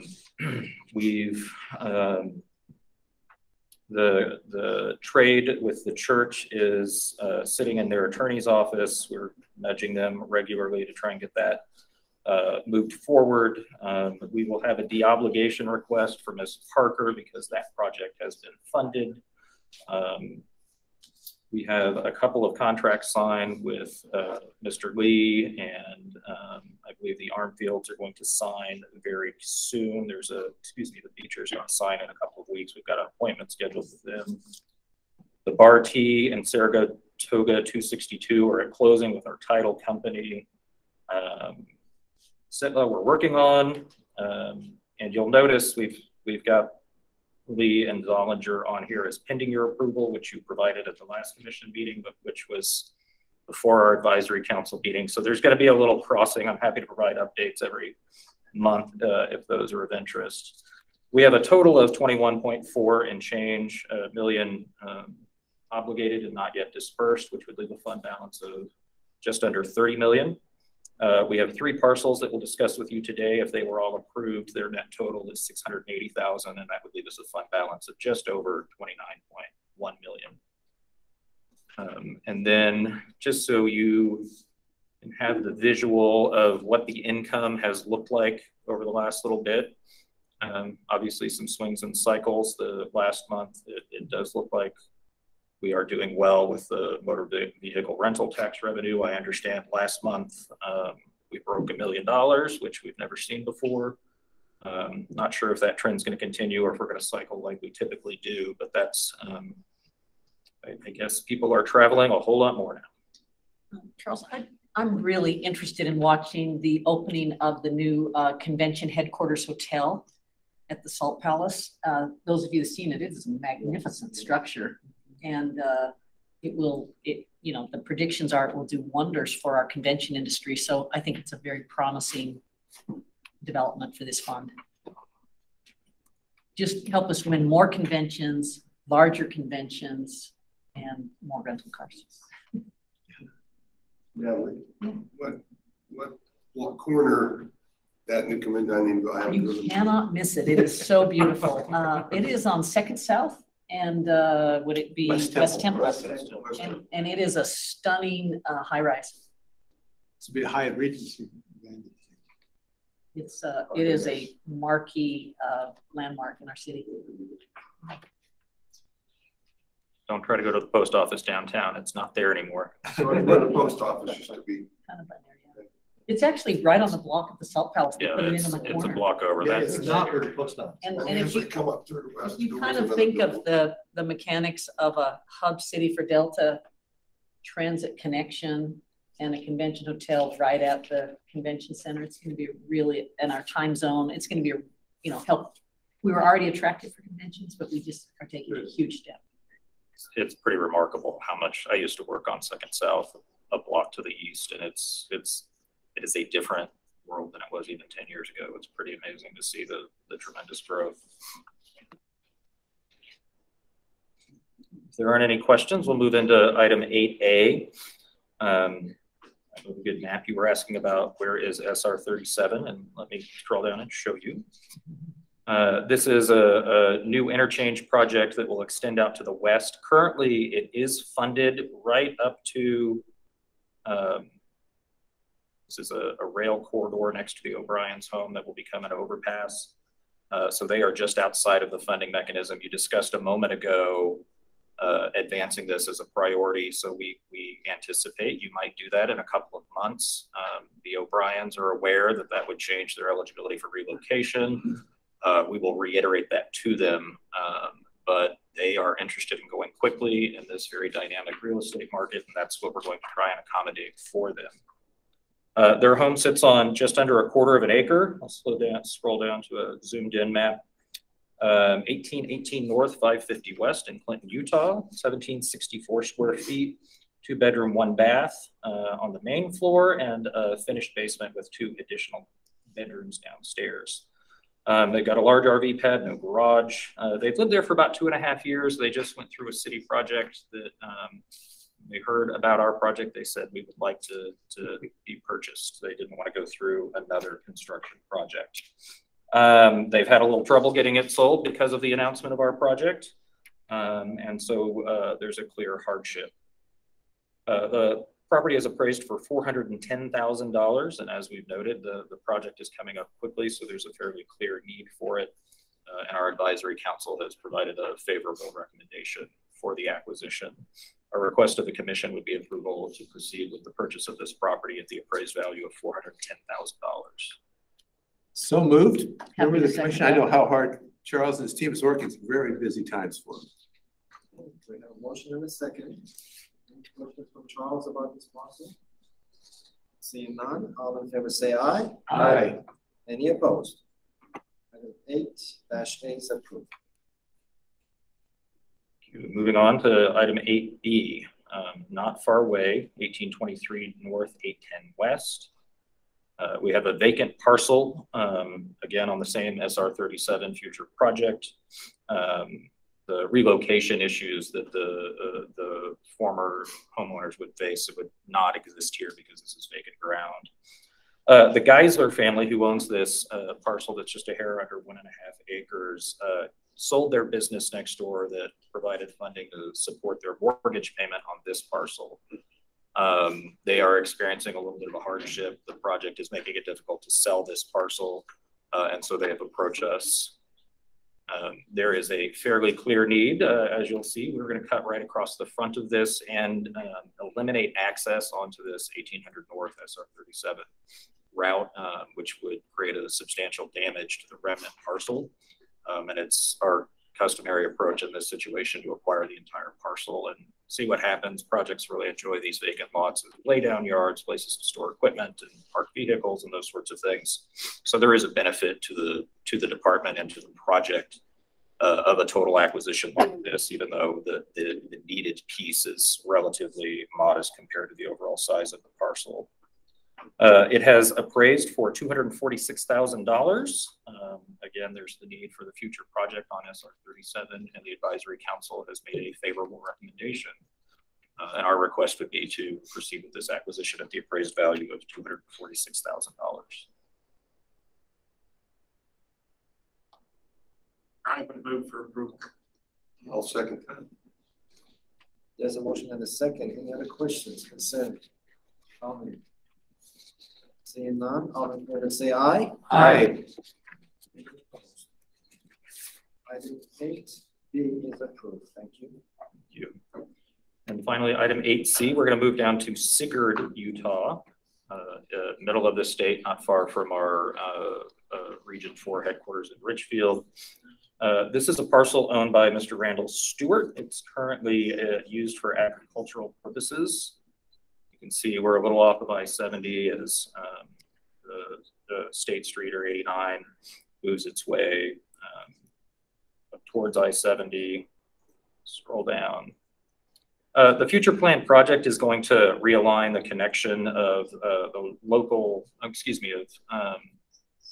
I've got to get my state routes straight. I'm having the same problem as Commissioner Gawker. I feel like I'm in good company too. The local route as it ties into State Street, it hits it at an angle that is not as safe as hitting it at 90 degrees. And they have a future alignment planned that will go through sort of the top triangle. We're going to get a little extra space just to make sure we have plenty of room for the project. And this is, in these voluntary transactions, you work a little bit with the landowner to figure out what do you want to keep? What are you willing to give up? What do we need? This is sort of what we've been able to agree to. So it's a little more than we technically need, but again, this is how we can proceed with a voluntary transaction. So we'll be acquiring, with your approval, approximately 0.57 acres of the total of 1.77 that Mr. Stewart owns. And the parcel has appraised for $24,000, a little more modest pricing in Sigurd, Utah right now than the rest of the state. Our request would be to proceed with this acquisition at the appraised value of $24,000. So moved. Thank you. Okay. Motion in a second. Any other questions? That's a good price for the parcel. Thank you. All in favor say aye. Aye. Aye. AC is approved. Thank you, Commissioners. Thank you very much. Okay, item number 10 is information items, and that's the commission report. So I will go to Natalie if you have any reports about the committee you attend. I do not since our last meeting. Thank you. Okay. So anything you would like to report? Just Charles did his usual excellent job at the Court of Preservation. There's backlogs. It's busy everywhere for us. We're hoping we can get that cleared out, which is part of the world we live in today. So appreciate his staff's excellent work. Nothing new to report. Okay. Mr. Fantasso? I attended Wasatch Front Regional meeting via internet. I think we got a lot of projects coming through that they approved. Be seeing them come. And I also attended my meetings of the CIB Community Impact Board. But for this, today they have the same meeting that we have it here. I was supposed to be there for a special meeting. They had a Senate bill that kind of reorganizing the CIB committees and board members. And for that reason, we had to get all the projects funded by today before May 4th deadline. And then, so I chose to be here, then the one on that meeting that was supposed to be Sunday. And then on the DTAC meeting in St. George, we had a good meeting, and I can tell how much UDOT people are valuable and how willing to do their job. So Nathan Lee traveled all the way to St. George to be with us to talk about the road users charge. And who else was there, Greg, on the line?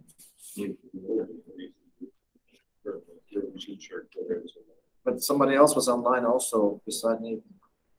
The other Nathan. Oh, both Nathans. Okay. Yeah, they're both Nathan. Both Nathans.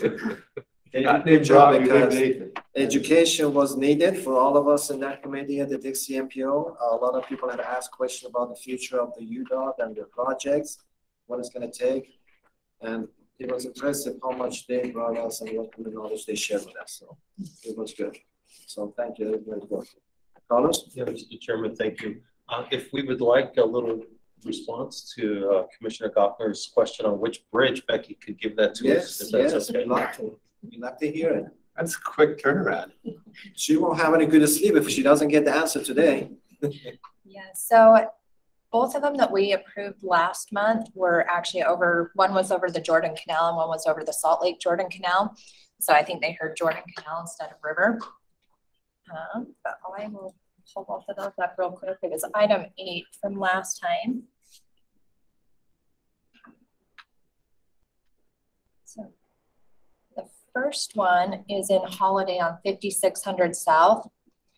And that crosses the Utah Jordan Canal. And it has been on our program for a year now. On the bridge rehab and replacement program, and we moved that to the bridge formula program. It's one that was, it's been in poor condition for a while now. And pull up a map real quick to show you where it's at.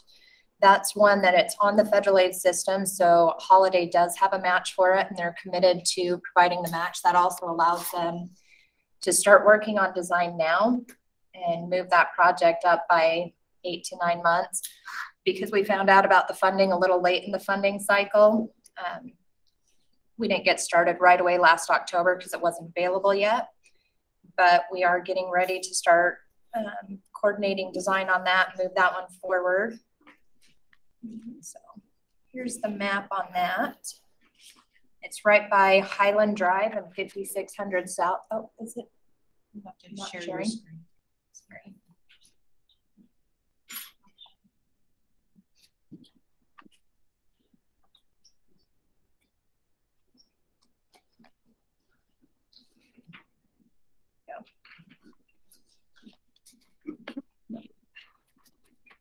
All right, I'm sorry.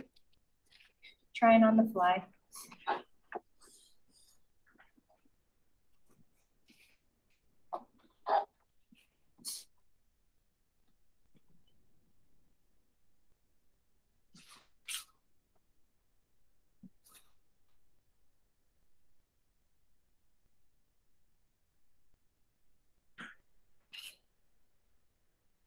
Okay.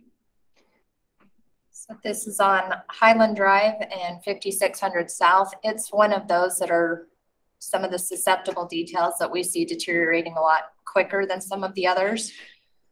Definitely a good candidate for replacement. We've been watching this one for a while. And then the other one is actually just north of the complex. So it's on Dutch Draw Road with the complex in this area in Taylorsville City. And this is one that's off the federal aid system, so they do not have a local match. And this is the first new one that was not previously programmed that we've put onto the bridge formula program. So all 4 of these, or both of these are on that list. They're 2 of the 4 that are highlighted in yellow. So this is another one we're seeing a lot of deterioration. The beams, it's also posted for 23 tons. So. And both the same Jordan Canal, one in Holiday, one in Taylorsville. One is the Jordan Salt Lake Canal, okay, and the other is the Jordan Canal. So. I think I've got what I needed. Perfect. Mr. Chair. Yes. I'd just like to make a comment that this replacement, if we're going to borrow money from the federal treasury, put it into projects like this, it's worthwhile. Because these are bridges that have been waiting a long time. Would wait a lot longer. Probably one of the best things that's happened. Yes.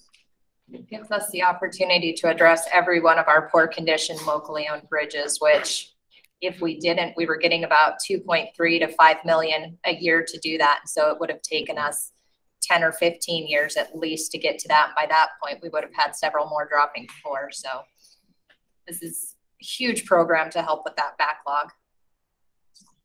Thank you. Thank you. So you can report to your husband this afternoon that you drive over these. Right? Drive over. Thank you, Ben. Thank you everyone for helping us to get the answers for questions. Any other comments, questions, Carlos? No, Mr. Chairman. Thank you very much for your time. Thank you. Lisa? From the department, region directors, anything? Otherwise, commission, remember the next meeting is the May 26th. It's a different date. It's a Thursday rather than Friday. And we're going to combine the commission and tour on one day. So you have approved it, agreed to it. And Heber, remember, and it will be at the Heber City. Do we know where we're going to meet in Heber? Heber City Hall. Yeah. Oh, we've met there before. So with that, I would like to have entertained the last motion. So moved. Not debatable. Thank you. Have a safe trip wherever you're traveling to. Thanks, Carlos. And if you come in the St. George, May 7th, Saturday is the Ironman. Come on, join us. Sure. Thanks, Carlos, for all you do. Now take this back. Oh, yeah, that's cool. Were you in high school then or Elementary school. No, I was a college intern for the summer of public administration. Graduated in '76 from high school. Yeah. I graduated in '76 from Boston. But this was a great experience because they were just like, you know. Well, it was wonderful. I mean, I learned a lot. Somebody's not much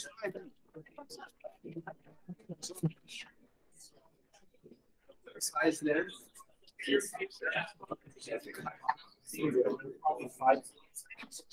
Seven.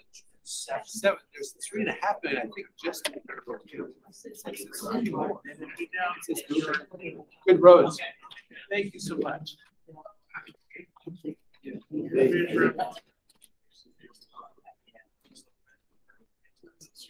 Great job.